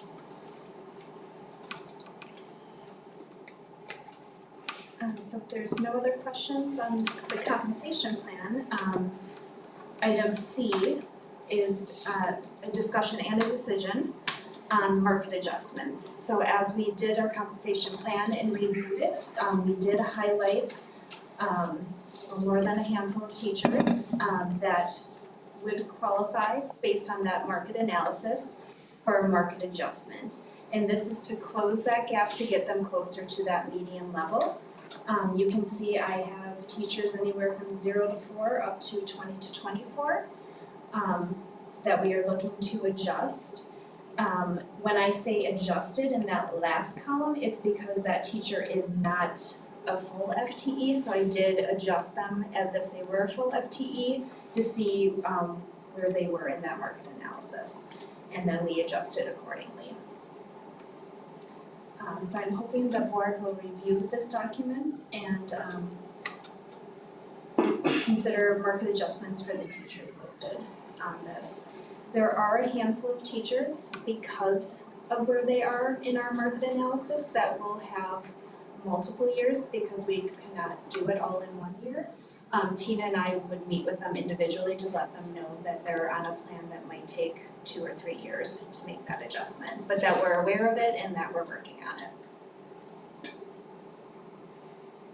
Thank you. The recommended adjustment, is that something that happens in a felt swoop, or is that for future? What does it It happen? would happen at this time, and then it would adjust their contract for next year, plus whatever we determine for that CPI increase.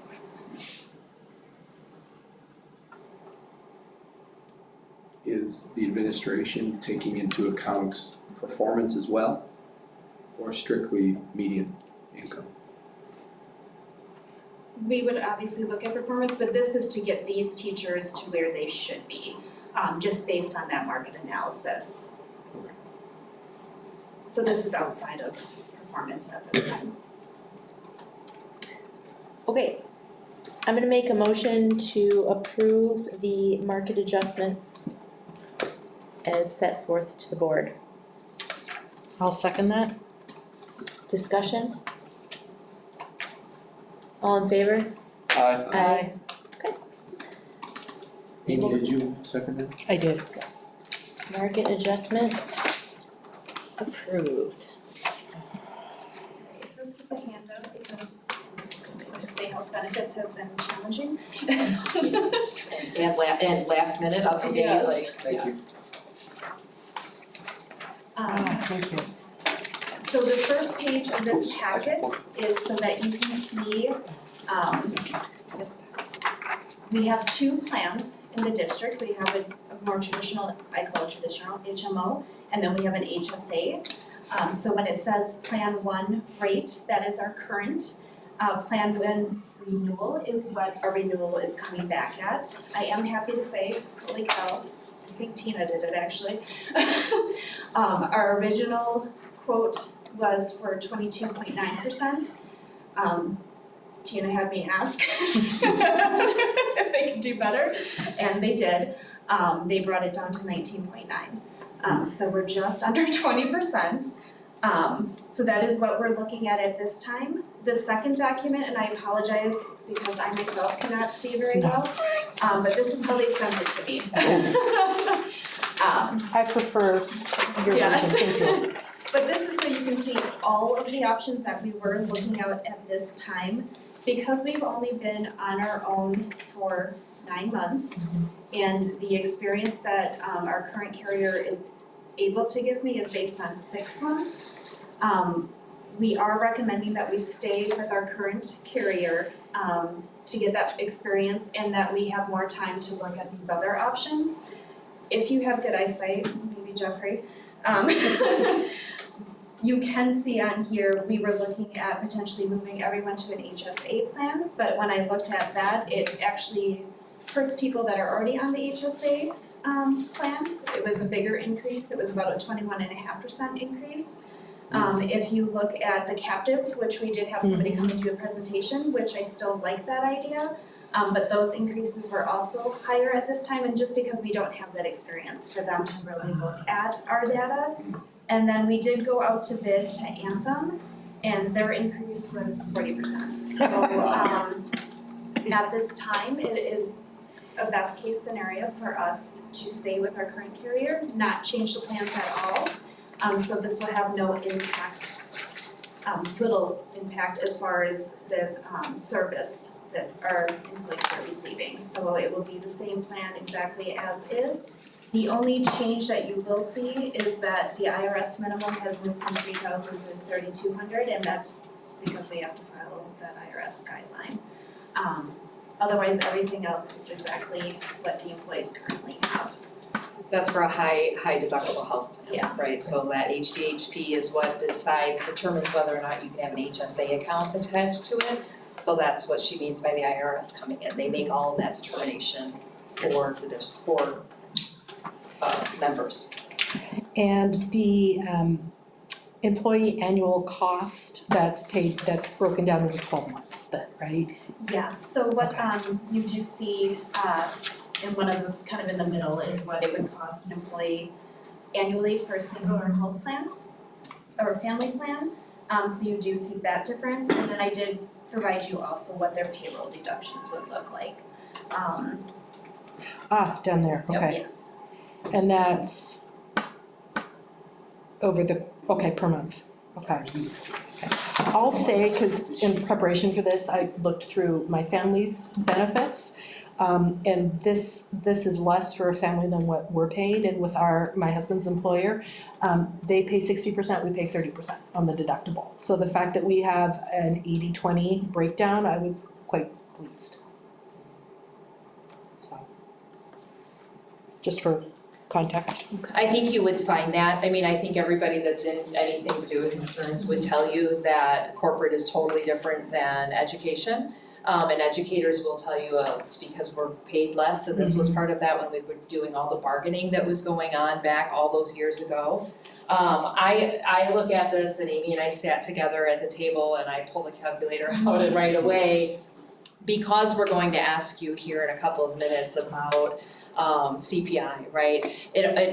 Gosh, shouldn't it feel like it's a raise? Shouldn't it feel like it's an increase and it's going to help us? And so we started crunching the numbers on the increases for individual teachers that would be, or employees, it's not just teachers, that have an increase of, say, $40, you know? So $40 a month is $20 per paycheck. Well, 40 times 12 is $480. Right? So $480 as compared to a 4% increase, does it still feel like I'm getting anything, or am I just trading in health insurance for an increase? And I'm happy to say that it is going to feel like something if we can meet them where they're at. Does that make sense?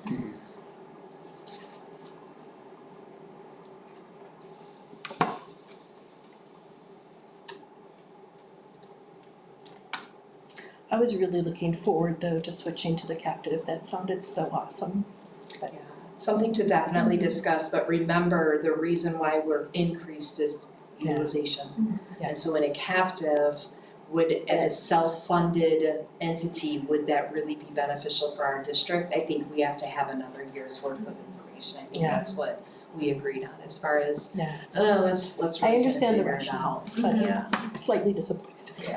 So we would be keeping everything exactly the same. That's what we would want in the motion. Keep as is. Or as presented. As presented.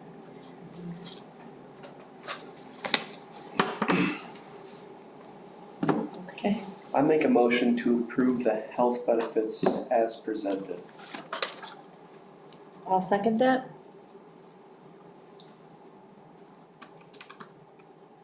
Thank you. Discussion? All in favor? Aye. Health benefits as presented is approved. Okay, so preliminary budget discussion.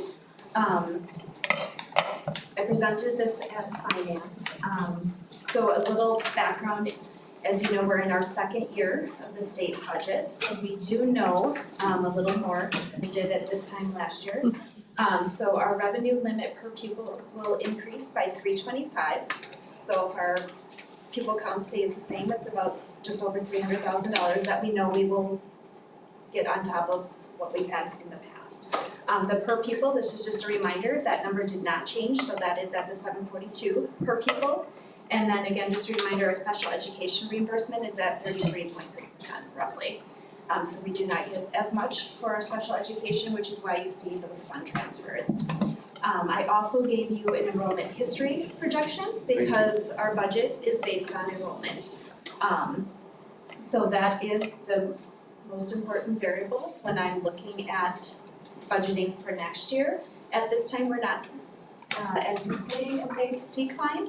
We're hoping that we are leveling out, so I do have that at about 1,100 students. We're at 1,104 this year. That count does not come in until the third Friday in September, so that's why this is all very preliminary information at this time. Tax levy analysis based on the information I do have and that we are working with and my best guess on student enrollments. The tax levy is projected to increase by 1.83%. Which is an increase of just over $150,000 for the general fund, which is basically all the general operating expenses. But the mill rate would ultimately stay the same currently at 3.34. And then you can see the tax levy analysis. It gives you the prior year, our current year, and then what we're budgeting for the future. I did do a small equalized value increase. At 2%, you can see the prior year was at 14. And then we do not have that community service piece anymore, so it will just stay at that 3.34. Just a gentle reminder that our federal ESSER funds will disappear. So those need to be spent by June 30th. We actually have like a small window up to September 30th, but we are trying to spend it all down this fiscal year. So we will not be budgeting those at all for next year. On the next page, it's the Fund 10 summary because again, it's our general operating funds. So you can see the revenue pieces at the top, our open enrollment, our general aid, which is the other big piece of our funds. So we actually come down just slightly in Fund 10 from 15.9 million to 15.8 million. The biggest category that you will see that difference is that federal revenue funds. We went from 766 to 127, 128. Is that ESSER? That's, yeah, mainly ESSER funds. I do have a increase in for salaries at this time, which as Tina mentioned, we'll be talking about in a minute.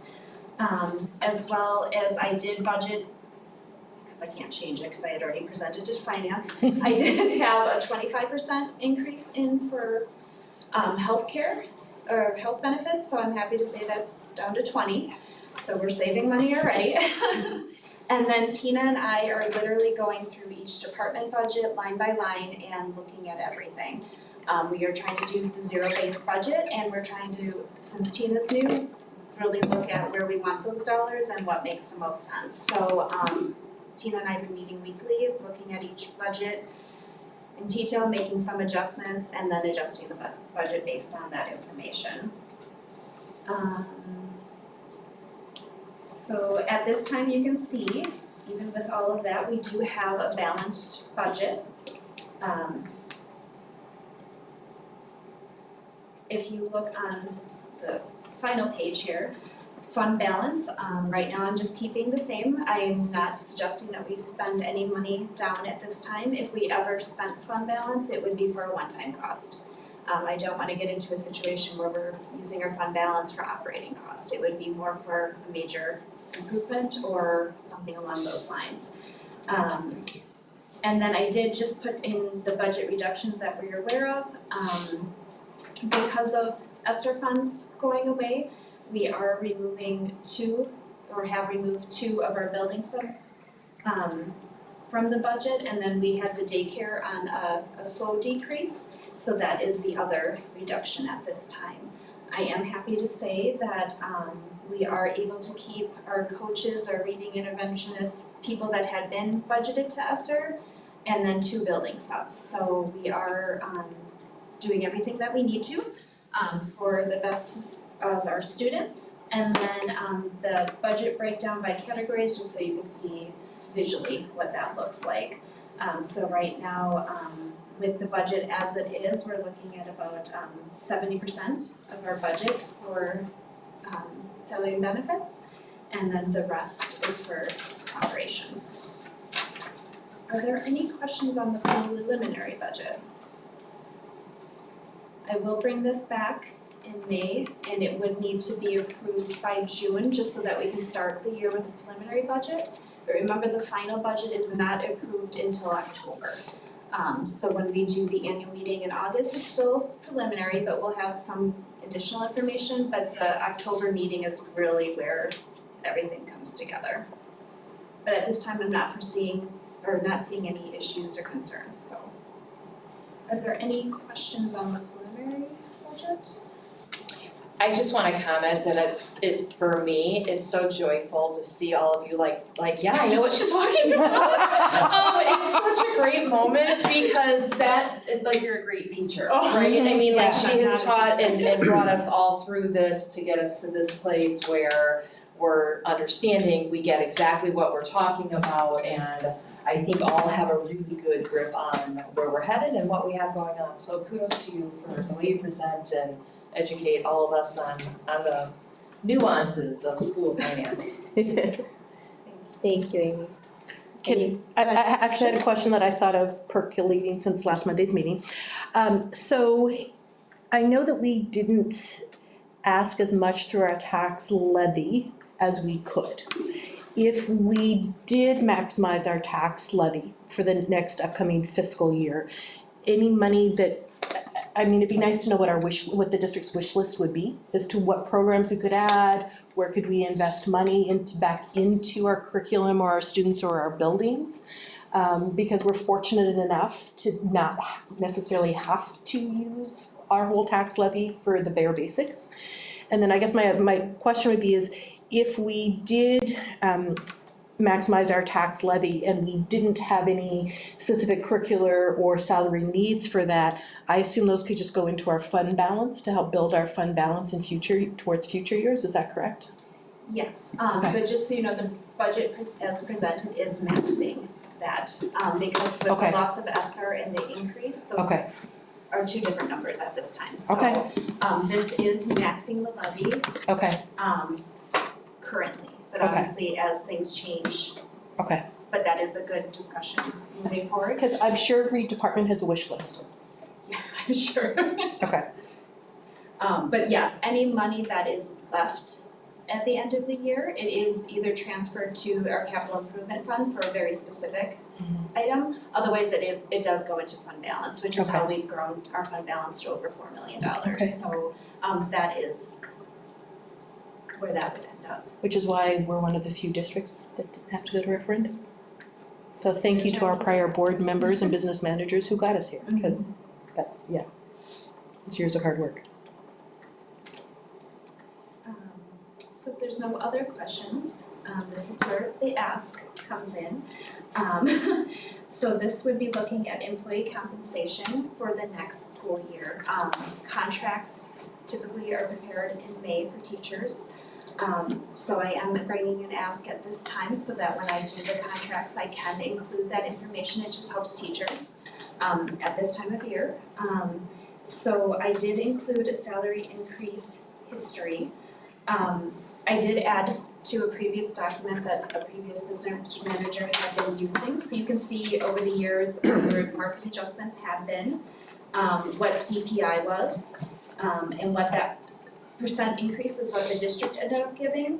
There was 2 years where they did a recognition pay, which was to all staff. And that's how they got that total increase, because if you look at the market adjustments, it wouldn't be included in that number. So that final column shows where we are above or below CPI. Last year, CPI was really high, it was at 8%, and we could not do that comfortably with the unknown of our state budget at the time, so we did do a 4%. CPI this year is just over 4%, it's 4.12. I did throw in that number for market adjustments so you could see that. We have no recognition pay at this time for all staff. So we are recommending doing a 4% increase for staff. that gets us very close to CPI this year. And then with that increase, as Tina mentioned, staff would actually realize some sort of increase over the change in the health deductions. Are there any questions on the chart? I do. The 4%, is that evenly distributed amongst all staff, or is that merit-based at all, or does it consider the market analysis you brought up? If someone is exceptionally high above market median, is that 4% then equally applied? It is for all staff. We currently do not have a max for any of our positions. A what? A maximum for any of the positions. So if a teacher or staff member is high, we don't have where they're hitting a ceiling currently. I don't necessarily know if it's a ceiling. I'm just looking at it from a business point of view. That if you're out, if you have a position and a person is 20% higher than the market, I'd like to think that either future increases should be really considered under merit, or ask the question, well, how and why did it get to that point? Again, because we're working hard to bring people up, but have we done any research on where people are at and why they're at their current pay, if it's above? So for me, a 4% increase across the board without some sort of merit or consideration of the other end of the spectrum, I don't think is fiscally responsible. It's just an opinion. Yep, absolutely, and I hear you and can understand, like, you know, people are gonna look at it, right, and see where we're at. I think we're pretty early, to be honest with you. This has been something that we've just begun looking through. And from a retention and attracting perspective, I think I would ask for grace for a year and come back to this a year from now to have that conversation. Okay. The reason being, we do know the reason why, or we know some of the theory as to why it happened, the way that it did, and it's not something we're comfortable trying to put out there and have that conversation about at this point. We have to really kind of have some meetings with some people and get a better understanding of what went on previously for us to draw any further conclusions. Okay. And would defer to the board to make decisions if that's something that you would like to see in the future. But first, let us get through our research practices Sure. and process and then be able to share with you at some point. Okay, no, I feel better if you're doing that or have that on the radar. It's just, to me, it just felt a little off that it's, oh, we've got some underpay, great, let's bring them up. And I agree with that, I don't disagree, but then there was no previous mention of, well, what about the ones that are maybe way above? Is there a reason for it? Is it performance based, or is it just kind of happened? So as long as we know we're going to look at that too and evaluate that, then I think that's okay. One of the things that I liked about this is that it's all going through a CPI adjustment and not recognition pay. Because the recognition pay is a one-time thing, and so next year when you get your 4% increase, it's not including that recognition pay, so you're 4% smaller than what it otherwise would be. So I do like that part of it.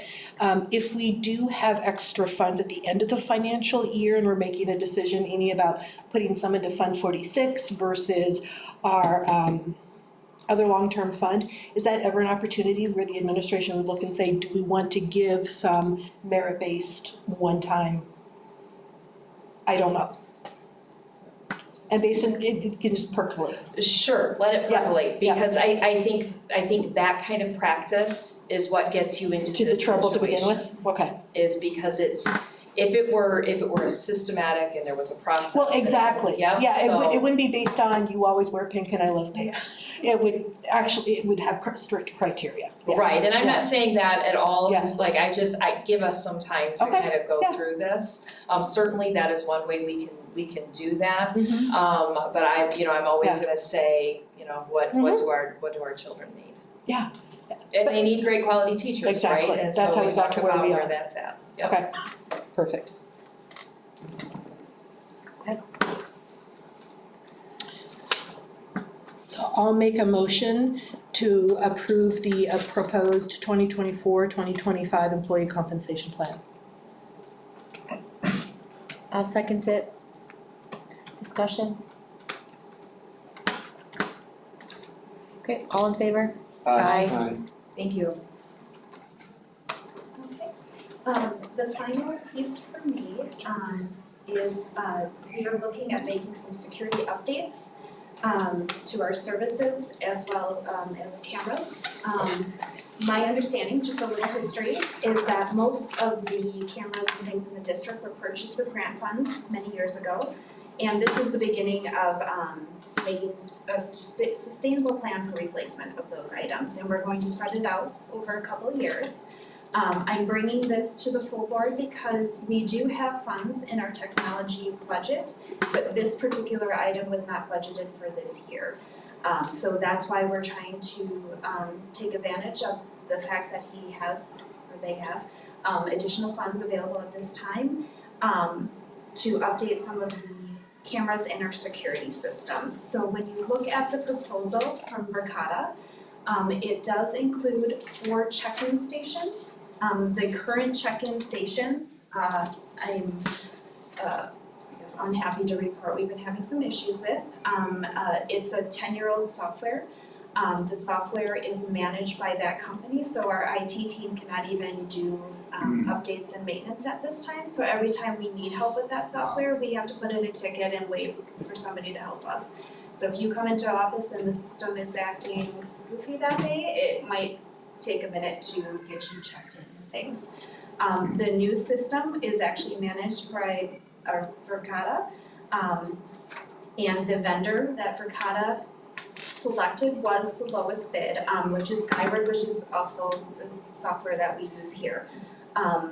Chris on our IT team did reach out to Verkada because we only had the one quote, which is from Verkada, but we found out in talking to them that they did get multiple quotes from other companies, and they just presented us with the lowest. So they did go out to GHA Technologies, which was just over $69,000, as well as 5 Star Telecom, which was just over $75,000. And Skyward came in at the lowest at $66,000, so that is the one that was presented. I do have hard copies. I did not make copies of the other 3 because our IT guy had to convert one of them to match exactly what we were asking for. So there's some handwritten notes on there.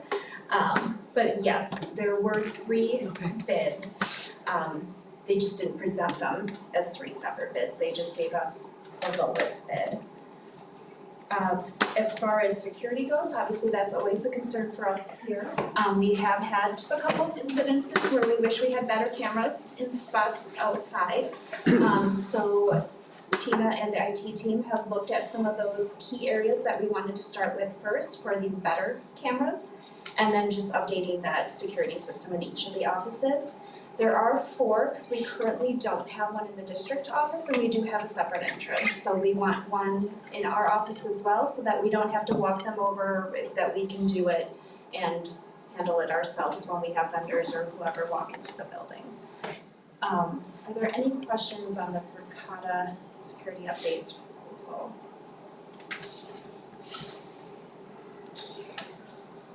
So again, this was money already budgeted in their department, so we're not outspending their current budgeted amount. Right, correct.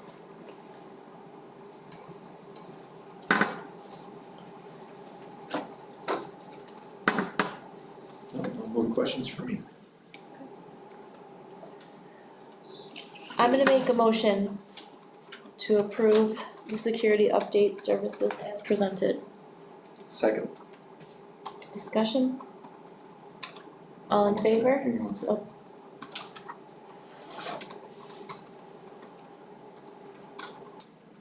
Okay. All in favor? Aye. Aye. Thank you. Security update services approved. Okay. You good? Good. Okay, we're gonna do board member service recognition. We've only got one here though. It doesn't matter. Back one. His name's written on the box in there, yes. In the bag, there's Oh. We'll find out. Yeah. If you pull out Tom. Oh, Thank you very much. Thank you. so thank you, Jeffrey. Yes. I know it's been 3 years, but it feels like 40. I mean, honestly, you're 3, you not only experienced everything I experienced, but COVID on top of that, so. Yeah. It was a pleasure and it was a tough run. I wouldn't change it at all. I learned a lot actually. And it's crazy that the 3 years went by as quick as it did, but so slow at the same time. Like the days were so long, but then the years just flew by. But thank you. Well, thank you for your utmost so professional, do everything with integrity. So thank you. Thank you guys. I Thank appreciate it. And we wish you luck in your career journey. Thank you. You're at an Well done. exciting time in your life. Yeah. I'm gonna cherish it. What I love about what you've done is you've always done it with a smile, Jeffrey. And you've treated everyone equally, fairly, kindly, whether they agreed with you or not. And that's a gift. That's something today, unfortunately, in a polarizing world, that's often overlooked and missed. So thank you for doing that. And for anyone that wasn't around during the superintendent search, you have to keep in mind that this man is still involved in college and very busy. And there were nights where he was here until almost 2 a.m. on a normal work/school night, in an office, hot, stressful, multiple nights in multiple weeks. So for him to do that, maintain his composure, his kindness, and his passion for doing this through his term is commendable. So I really appreciate it. He drives down for meetings. He is a very good man, and I'm thankful that you were here. Thank you. Thank you very much. And I've sent you my email, so that's. Appreciate I it. guess appreciate it. I would like to just say, as an alumni of this great school district, what a great role model, great product and expression of what Hartland-Lakeside is about. And so thank you for taking it on and doing what you've done in your service. And I've only known you for a very short period of time. But I think that when we look at our students and the work that all the teachers have done to, help produce this wonderful young man, we have a feather in our cap. So thank you for giving us that. Thank you. Our end product, right? You talked about Yes. that. It's not about strategic planning. That's right. Well, and Tom's not here, but I mean, I can't not say something. He was on board for 13 years. He saw us through many things such as COVID, possibility of closing buildings down, the creation of Lakeside Academy. So thank you to you, Tom, if he's watching. I don't think he Thank you, is. Tom. And we'll get you your little gift. Very good, and I will say on behalf of the district as well, I think my greatest takeaway is innovation and always thinking about innovative ways to do things. And Tom was always a big proponent of that, how are we being innovative? And you could hear him say that over and over again, and I will carry that part with me as we move forward and look at innovative ways of doing things in our school district, which we've already exemplified in a variety of ways, so. Awesome. Okay, future board committee action or discussion items, anyone have anything? All right. Discussion and decision on public, listening sessions, so that was brought up, previously. I have reservations about it. I think when it's in just kind of a free-for-all open forum, it can get messy. And the intent can change very quickly, I think. But I understand why people want them. I do think with us opening up public comment to anything off the agenda does help. I understand Arrowhead does them. I don't think they're productive at Arrowhead, to be quite honest. I watch them and it's an opportunity for the board to basically get reamed on anything and everything. I don't see it as super productive. However, I think engaging our community is still important, but I think if we're doing it with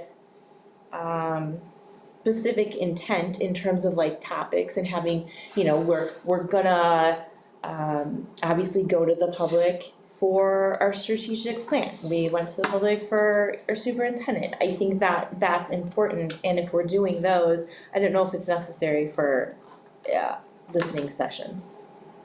I also feel like we're all busy and we are gonna be having additional, at least this year, a lot of additional meetings because of the strategic plan, which we are going to be reaching out to the community on. So there will be technically listening sessions for those. I'm not really a proponent for it, so. Amy, what do you think? I agree. I don't like the idea of necessarily doing it monthly, like they do at Arrowhead, because as you heard back from them, is it seems to be not necessarily used to its full capacity, so there's a lot of time just spent waiting. I do like Matt's suggestion from last month though about maybe doing a fall and a spring listening session where we would do one, I think it was in the spring, where he said, this is the summary of the year, what did the community take away from it, what do we want to move forward, and then maybe something similar into the fall. To Tiffany's point, with this upcoming year with the strategic plan, I think we're gonna have a lot of listening sessions right there. So I would consider maybe once we're done with the strategic plan, looking at implementing like an every 6-month listening session with the community, just as a way for us to listen and respond and have more of a dialogue rather than just sitting and listening and having people voice opinions without us being able to like talk to people about it. Because I think that's the hardest point when you're standing up there about something and talking, is there's no back and forth dialogue, right? You can't learn from each other. But if we've got the strategic plan coming up this year, there's gonna be lots of room for community input. So I would agree with Tiffany that maybe this upcoming year we're gonna have a lot of opportunities, and maybe we table that for after we have the strategic plan and then look at doing it again. And I think if we do go forward in the future with it, we come up with some guidelines to make sure that decorum is there. So I'd agree, you don't want that kind of listening, or you don't want the meeting to be hijacked by any certain group of people or anybody that maybe dislikes something that the board does, reiterating what you said. correct, and I think just when there is that back and forth, it can, especially for people who don't come to meetings consistently and understand the rules that we have, that if one board member is saying something, that doesn't mean it's gonna happen or everyone agrees with them. We just have to like get some good guidelines down, I think. And that was one of the things that I was thinking about with it. I do think with the transportation, with the strategic plan, there's gonna be a lot of opportunities for it. I think this board, the upcoming board, will do a good job of maintaining communication and transparency. I think the public, I hope you have noticed an improvement over the last year from the board in communication. And the difficult part about the back and forth, and the reason I bring this up, is I did talk with Kim as well after the email. I wanted to just feel her out with it, and the challenge is whenever we speak back to the public, we are speaking as one person. And so then all of a sudden, if there's a dissenting view from someone else, then it goes in a different direction. And so we do have to be careful with it. And as long as we're responding, being engaged, and we do have enough community conversation, I think we're in pretty good shape, at least for this next year. And I mean, we still have the ability to call a special meeting if we need to for something more detailed conversation. And one thing I would kind of take away from what you just said as well, though, is it's one thing to be able to listen to people's opinions. It's another thing to have that dialogue and ask follow-up questions so that you can understand their point of view better, that you just don't have the opportunity to do at our standard public comments. Like in some of our board discussions, we've had different points of view, Right. but after having an opportunity to ask questions back and forth, we understand each other's opinions better and why, and I think it helps us make better decisions. And so that's the part that I think we're currently missing with our setup, is you don't have the opportunity to ask follow-up questions to better understand that person's point of view, whether you agree with it or not. And so that's something that I think we're going to have the opportunity for during the strategic sessions, but we're otherwise going to lose once that's done. So just food for thought for after this year. Right, and I think historically that there has never been more transparency than there is now in the history of the school district. I feel like we have done a great job so far. But yeah, I mean, like Chris said, we can be careful with it, and you guys are gonna have a lot more meetings with the strategic planning, so You want to come back, help out? maybe I'll come to a couple meetings, we'll see. As a community member. Yeah, right, Exactly. right, Providing feedback. There right. you go. Okay. Okay, so we need to make a decision, which will require a motion. So I make a motion to defer further discussion on regularly scheduled public comments and listening sessions until after completion of the strategic plan. Say that again. That's only about halfway through. You motion to defer making a decision On public comments and listening sessions until after completion of the strategic plan. So we add it back to an agenda once we're done with that. until after the what of the strategic plan? Completion. Completion, thank you.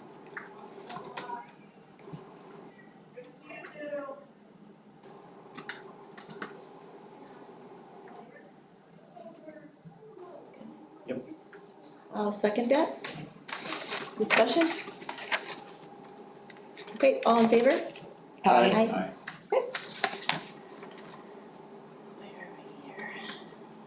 D. Alright, D.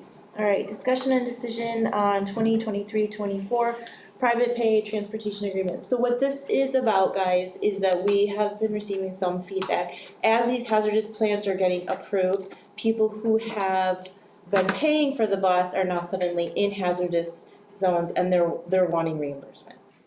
So, my opinion is we are 2 months out from the end of the school year and we're not doing that. I don't think it's appropriate for us to do that. I think it puts us in a very tough situation in determining like how far we go back, what the amount is. I mean, this is only 2 months of school left.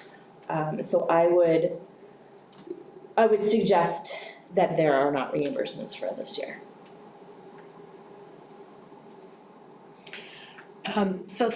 One thought I had on this, because I can understand if I'd been paying $750 a year and found out I didn't have to, that I'd be a little upset. But I also understand we can't, like, do we go back 2 years, do we go back 5 years?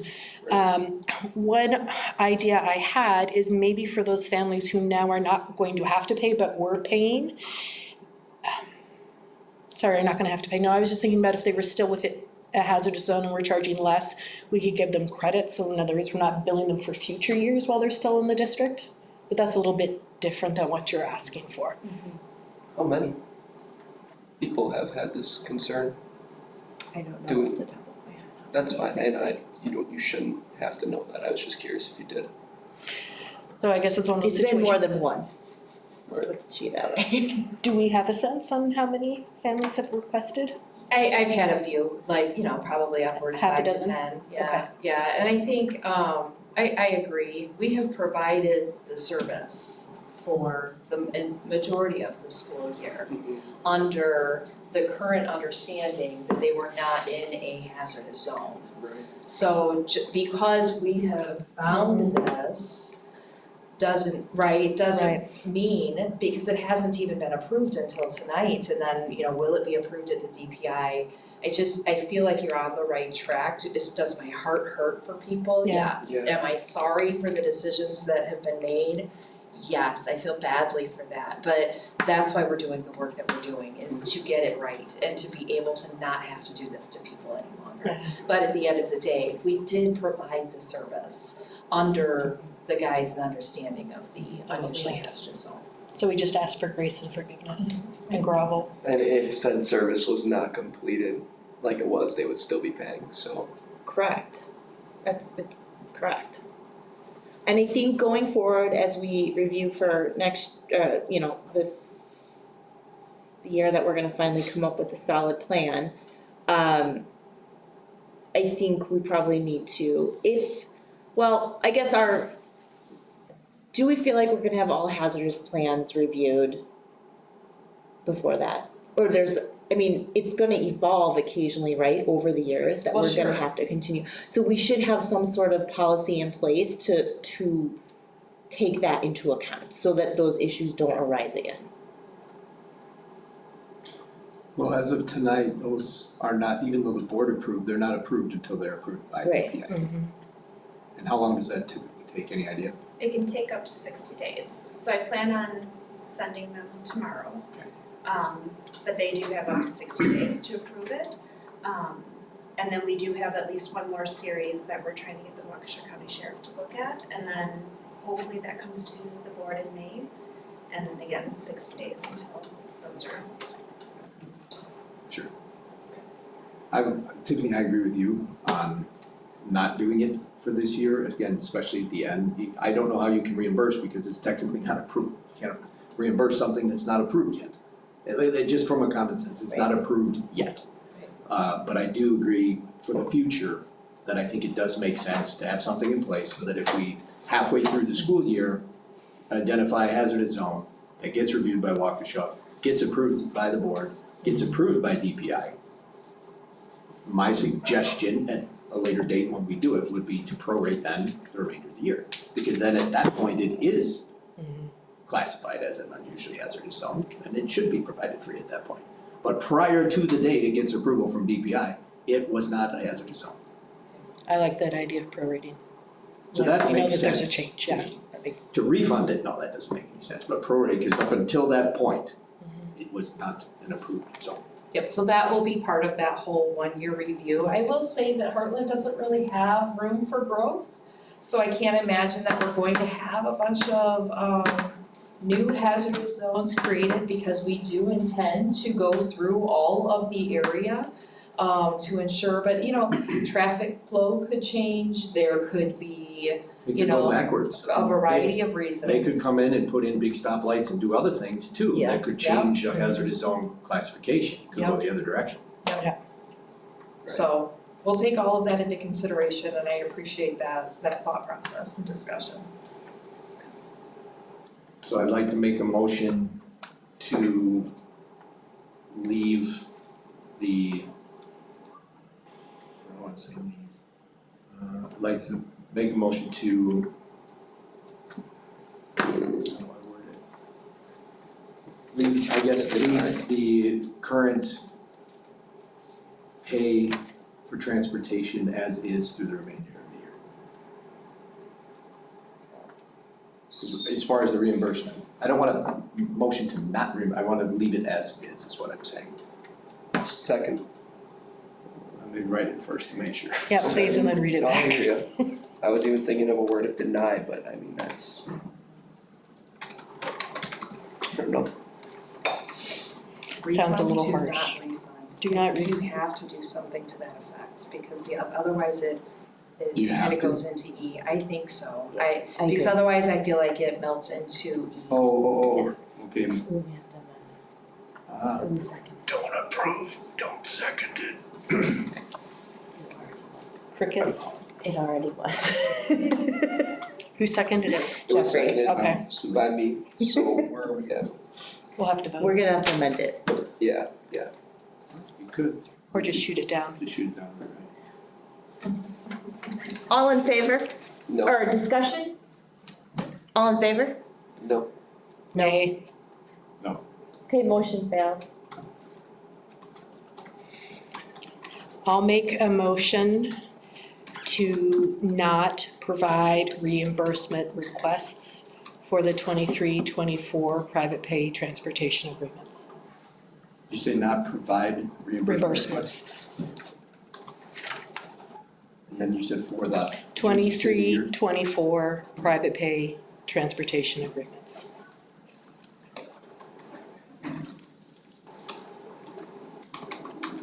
Thank you. I'll second that. Discussion?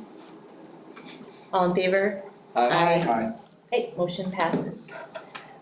To not reimburse private pay transportation agreements for 2023-24. Okay, last item for me is discussion and decision on, can you read away? On 2024-25 pay to ride fee. So something else that has kind of bubbled up is we landed on per family, and it's, when you really think about it, it's not super fair for a family of one to be paying the same price as a family of three. So we need to talk that out.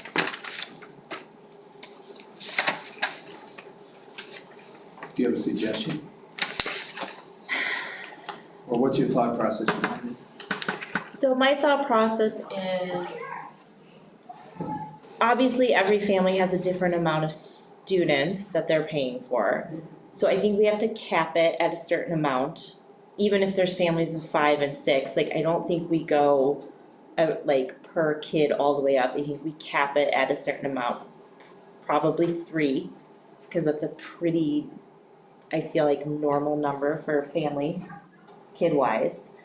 I mean, I'm open to suggestions. What is the, I forget, I feel like we talked about it before, maybe the cost for one child per year transportation wise. Yes, the amount that was determined this year, based on the average of all the feeder schools, because we do share busing with them, was $743 per student. Per student, okay. But not all of the feeder schools or Arrowhead do the same. Arrowhead does that amount, but it seemed when we did the survey of the feeder schools, it was all different amounts. So it is up to the board. Didn't you say too that the actual cost for HLSD is 800 and something? Ours is a little higher, but like I said, they determine That's an the average, so that we have a number. So we're at 334? That was what the board approved. So it's 334. So I would like to keep it the same, because we had been enforcing the pay to ride as a per family. And so keeping it per family at least keeps some consistency in that range, even though I know it's not necessarily equitable for a family to be paying the same for one as they are for 3. But for families who are now gonna be paying, that could potentially be a big change just to pay the $334, let alone $1,000. And this is, and this is a year of transition, so I think I like the idea of prorating it, starting for the subsequent year. Yes, so I failed to say this. I wasn't expecting us to charge $334 per kid. I was in that mindset, but what is that number? And that's hard, right?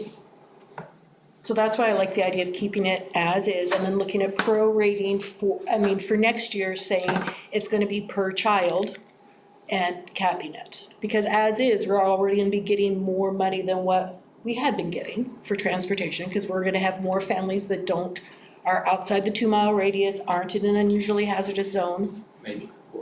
And maybe for next year, you guys could make categories, what a one student family would pay, and a 2-student family would pay, and a 3-student family would pay, and then if you wanna cap it at the 4 or the 3-student and say that would be in, 3 and greater students, that is what you would pay for transportation. It doesn't need to be that $800 necessarily each student, but you guys can come together and agree on a cost to charge each family. So it'd still be per family per se, but you're a family of how many students? I see what you mean. Has this come up because we're worried about finances? I mean, we're Oh, only gosh, looking at no. 1 year. Looking at it because your community is concerned, that is Yeah. why. I've had some questions about it. I will tell you that it's not finance like revenue kind of a finance situation. It is a bit of a tangled web for us to figure out that whole piece, and I will add, I, from my mouth, have said this is partially about equity. And when I look at equity and I see a family of 5 kiddos and I've got a family of 1 kiddo and they're paying the same exact amount to be on the bus, that's where it's coming from. So $100 per student capped at $300, right? Like what for a family. Whatever that looks like, it for a 1 year stint makes a lot more sense, and it's similar to what you're saying with this is how much for 1 kid, this is how much for 2 kids, 3 kids and over are gonna pay this. I would make that mathematically make sense, right? Like like 100, 200, 300, right? Or 150, 300, 450, whatever that might be, right?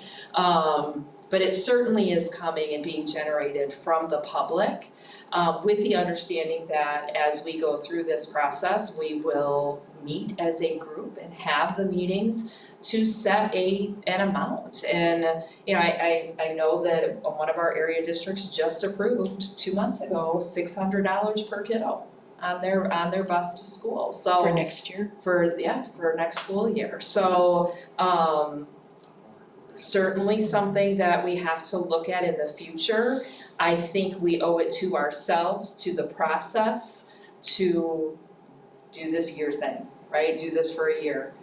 And then make your decisions going forward, what that looks like, once we have all the plans in, and once we have a strategic understanding of, gosh, is that something that the board wants to say is hazardous and get those kids on the bus, or what does that all look like? This is really just a short interim, and I think it will go a long way in our community.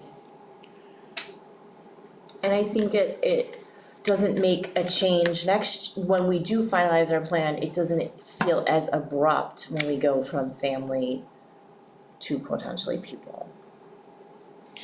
So with those perspectives, I would agree with a per student, as long as we kept the overall max closer to that 300 to 400 per family, which is what we're currently charging, suggested for families. So right now we're saying $334 per family.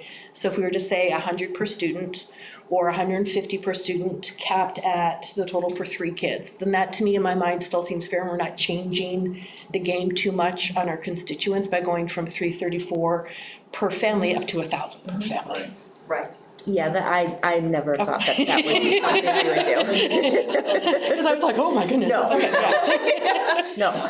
I'm used to be one of those 3, yeah, okay, yeah. So I personally liked Amy's logic though, on the family. I liked your original position. But I'll bring up what I said the very first time when we came up with the amount, that if, let's say we took the amount that's approved, 334, divided by 3, close enough, 111. I know, 0.33, whatever, close enough. 111. You take a family of 4 at Olive Garden and you have dessert, it's gonna be close to $100. And we're talking about providing transportation to and from school every day for the cost of dinner of a family one night. So my suggestion in a way to do it fair would be if we could find out that 334, what's the average number of pupils, students per household that we're busing now? Are we doing 1.5 kiddos per address, 2, 3, I don't know what that is. You could set that as,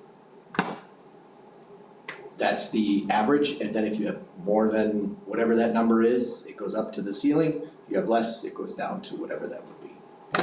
So you come up with a factor to do that. I feel like that's the only way to do it, because if you take that 334 divided by 3, I mean, $100. Good grief. So I just have to say, growing up in a household with a single family, with a single mother, we would not have been able to afford to go out for an Olive Garden dinner for $100. And so we have families in our district where that would be like a once a year or birthday celebration type of thing. So while yes, you're looking at a special dinner out versus transportation to school, for most of us, we put more value on that. But that's still gonna be an issue for some of our families. And I know that we still have free and reduced applications, but that might not still cover everybody. So I just wanna be But that's what cognizant of and that. I've had a couple conversations Yeah. with community members about it. They've reached Yeah. out to the board and I've personally talked with them. And I reminded because they weren't aware that we also have the financial hardship. Mhm. So it's not just free and reduced. So if we set it at the 334, whatever it ends up being, and they don't qualify for free and reduced, but they might qualify for financial hardship. So I'm not trying to discount $100, oh, what's $100? I don't mean it that way. Okay, But I'm trying to put it in relative terms to something somebody might understand of what a night to dinner would cost at a local restaurant. okay. And again, if they have a hard time with that, there is the financial application process. It just seems strange to me that we would go from the 734 to, well, if we took, again, the number to $111 per student. That just seems so low. And when we know our real cost is over 800. But I think that the reason we're doing this, Mr. Adsett, is because we don't know, and we've done wrong for so long, that we need a year to correct it. We need a year to do the research, to get our constituents on the same page and have everybody understand what the problem really is. And then implement exactly the way, because I don't disagree with you. This is absolutely a service that we provide. It absolutely is affordable at $100 versus $743. Totally get it, Right. totally understand what you're saying. I'm not sure right now is the time to make that happen, is all I'm saying to you. It's a board decision. You guys, I brought this because I do have concerns about one child versus 5 children and families paying for it the same. Yeah. And I'm hearing from parents. So I feel like I have a responsibility to kind of bring that forward. And I don't disagree with you, but I think that we've uncovered a Pandora's box, right? And we've lifted that lid and we've got to figure out a way to make it a solution that we have, right? And we're not losing money on this right now that we have found where we're at. Instead, there's 199 students who once rode a bus who are no longer in a hazardous zone. After the approval for tonight, do we know what that number changes to? Well, the first plan that was reviewed, we know there's 199 students that were in a transportation plan that are not at this time. So we at least know 200 students roughly. I don't know the number, I've not looked at the number for the new one yet. Yeah, I didn't mean to put you on the spot, I just wondered if No. you knew, oh yeah, another 112 now fall under these new classifications, so we don't know yet. So what were you thinking cost-wise, Tiffany?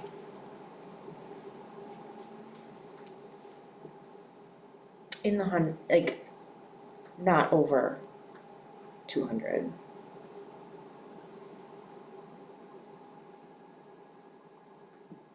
Per student? Right. 150? I think that's a good compromise. I think it gets us real close, with a max of, 450, so 3 kiddos.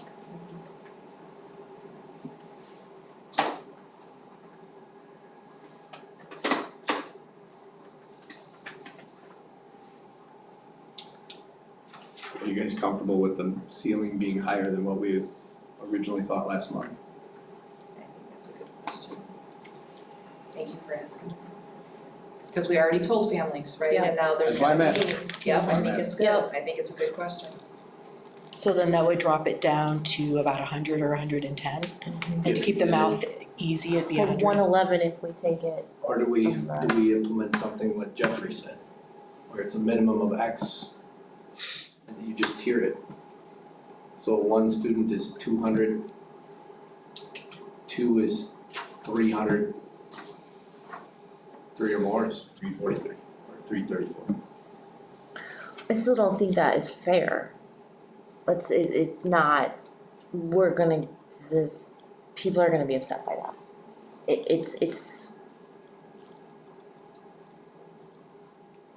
So They're it's, paying less. Well, but then you have a family that has only one child that's paying 200, and a family who has two children who's, I mean, per child, it doesn't work out to be the same, So so they- it's still not equitable. right, the two family gets $100 discount and then, you know, it- Yeah, Just an idea.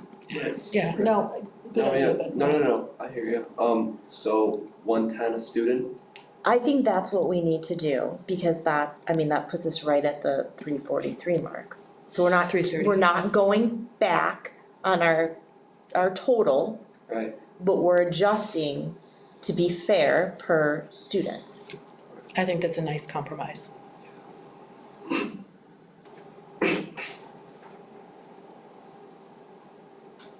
Okay,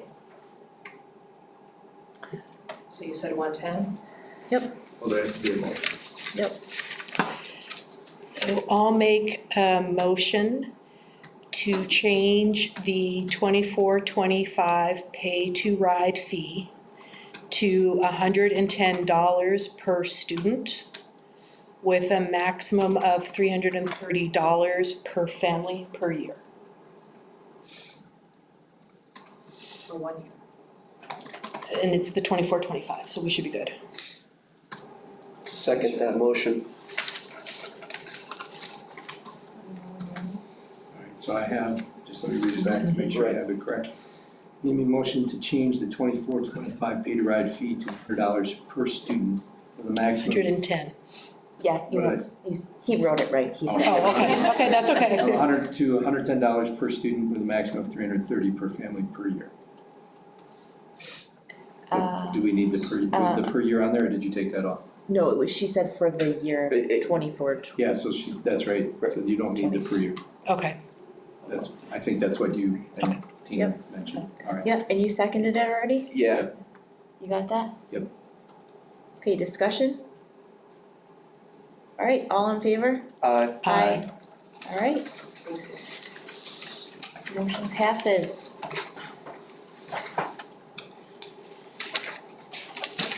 Future meetings, PPC, needs Well, to schedule. can I touch in on this one real Yeah. quick? So I am requesting a special board meeting of the new board on May 1st at 5 or 5:30.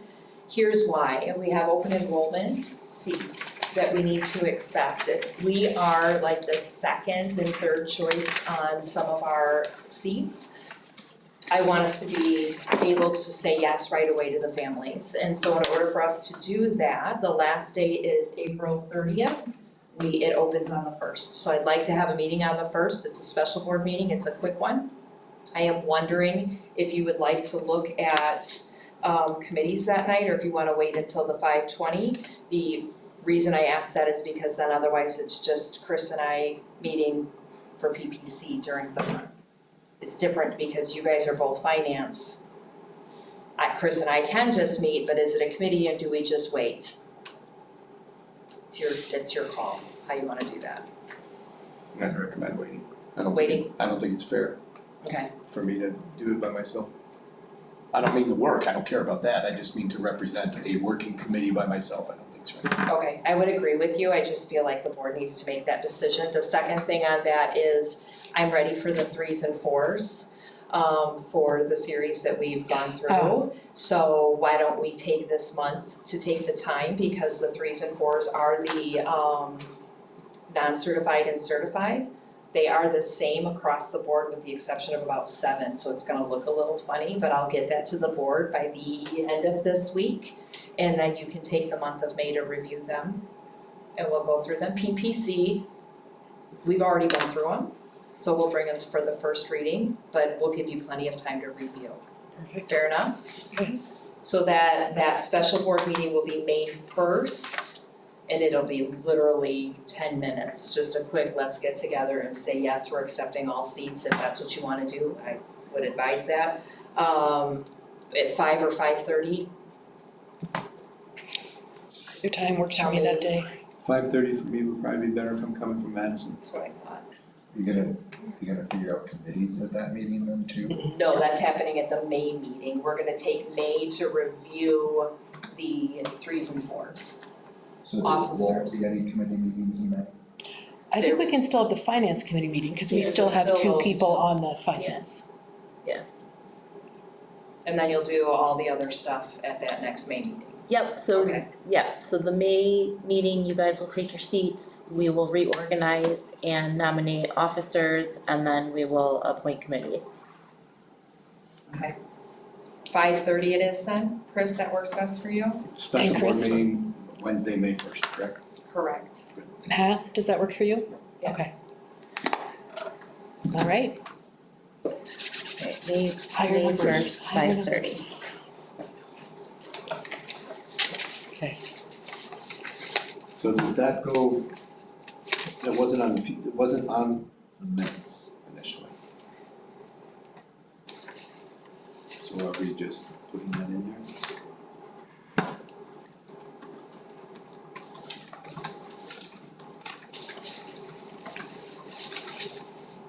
Do we have to make a motion to suspend the rules to add that to it, or can we not be that formal?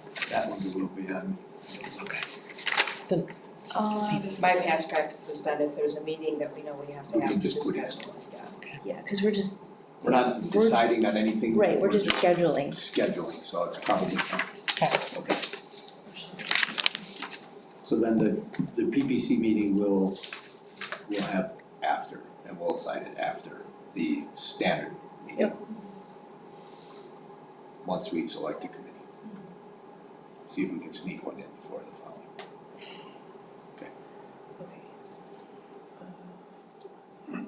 Right, so it's May 1st, 5:30 for the Correct. special board meeting, okay. Okay, finance is for the 13th. 11:15 a.m. Yep. Okay. It is possible that that May 20th meeting, we will have board workshop in advance of the meeting. So we'll still schedule it at the regular time, 5:30, if we can. If we have to bump the regular board meeting to 7 o'clock because of the workshop, I think we have room to do that, yeah. We just have to have plenty of notice. I will know by the end of this week if we're gonna be doing a longer, workshop. So what I'm gonna do for the meeting minutes is I'm gonna put in 5:30 For the May Yeah. 20th? for the May 20th meeting. If everyone agrees, I'm gonna put in 5:30 p.m. and then if it changes, it's fine, we just have to notice it, that's all. Yes. Okay. And then a 7 o'clock start time if we're gonna do that too.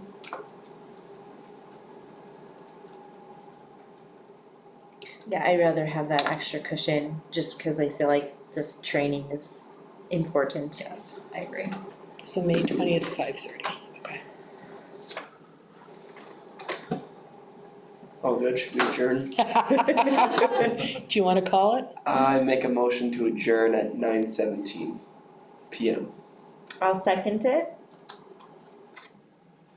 All in favor? Aye. Okay, we're adjourned. Congratulations, thank you. Thank you. And that offer stands.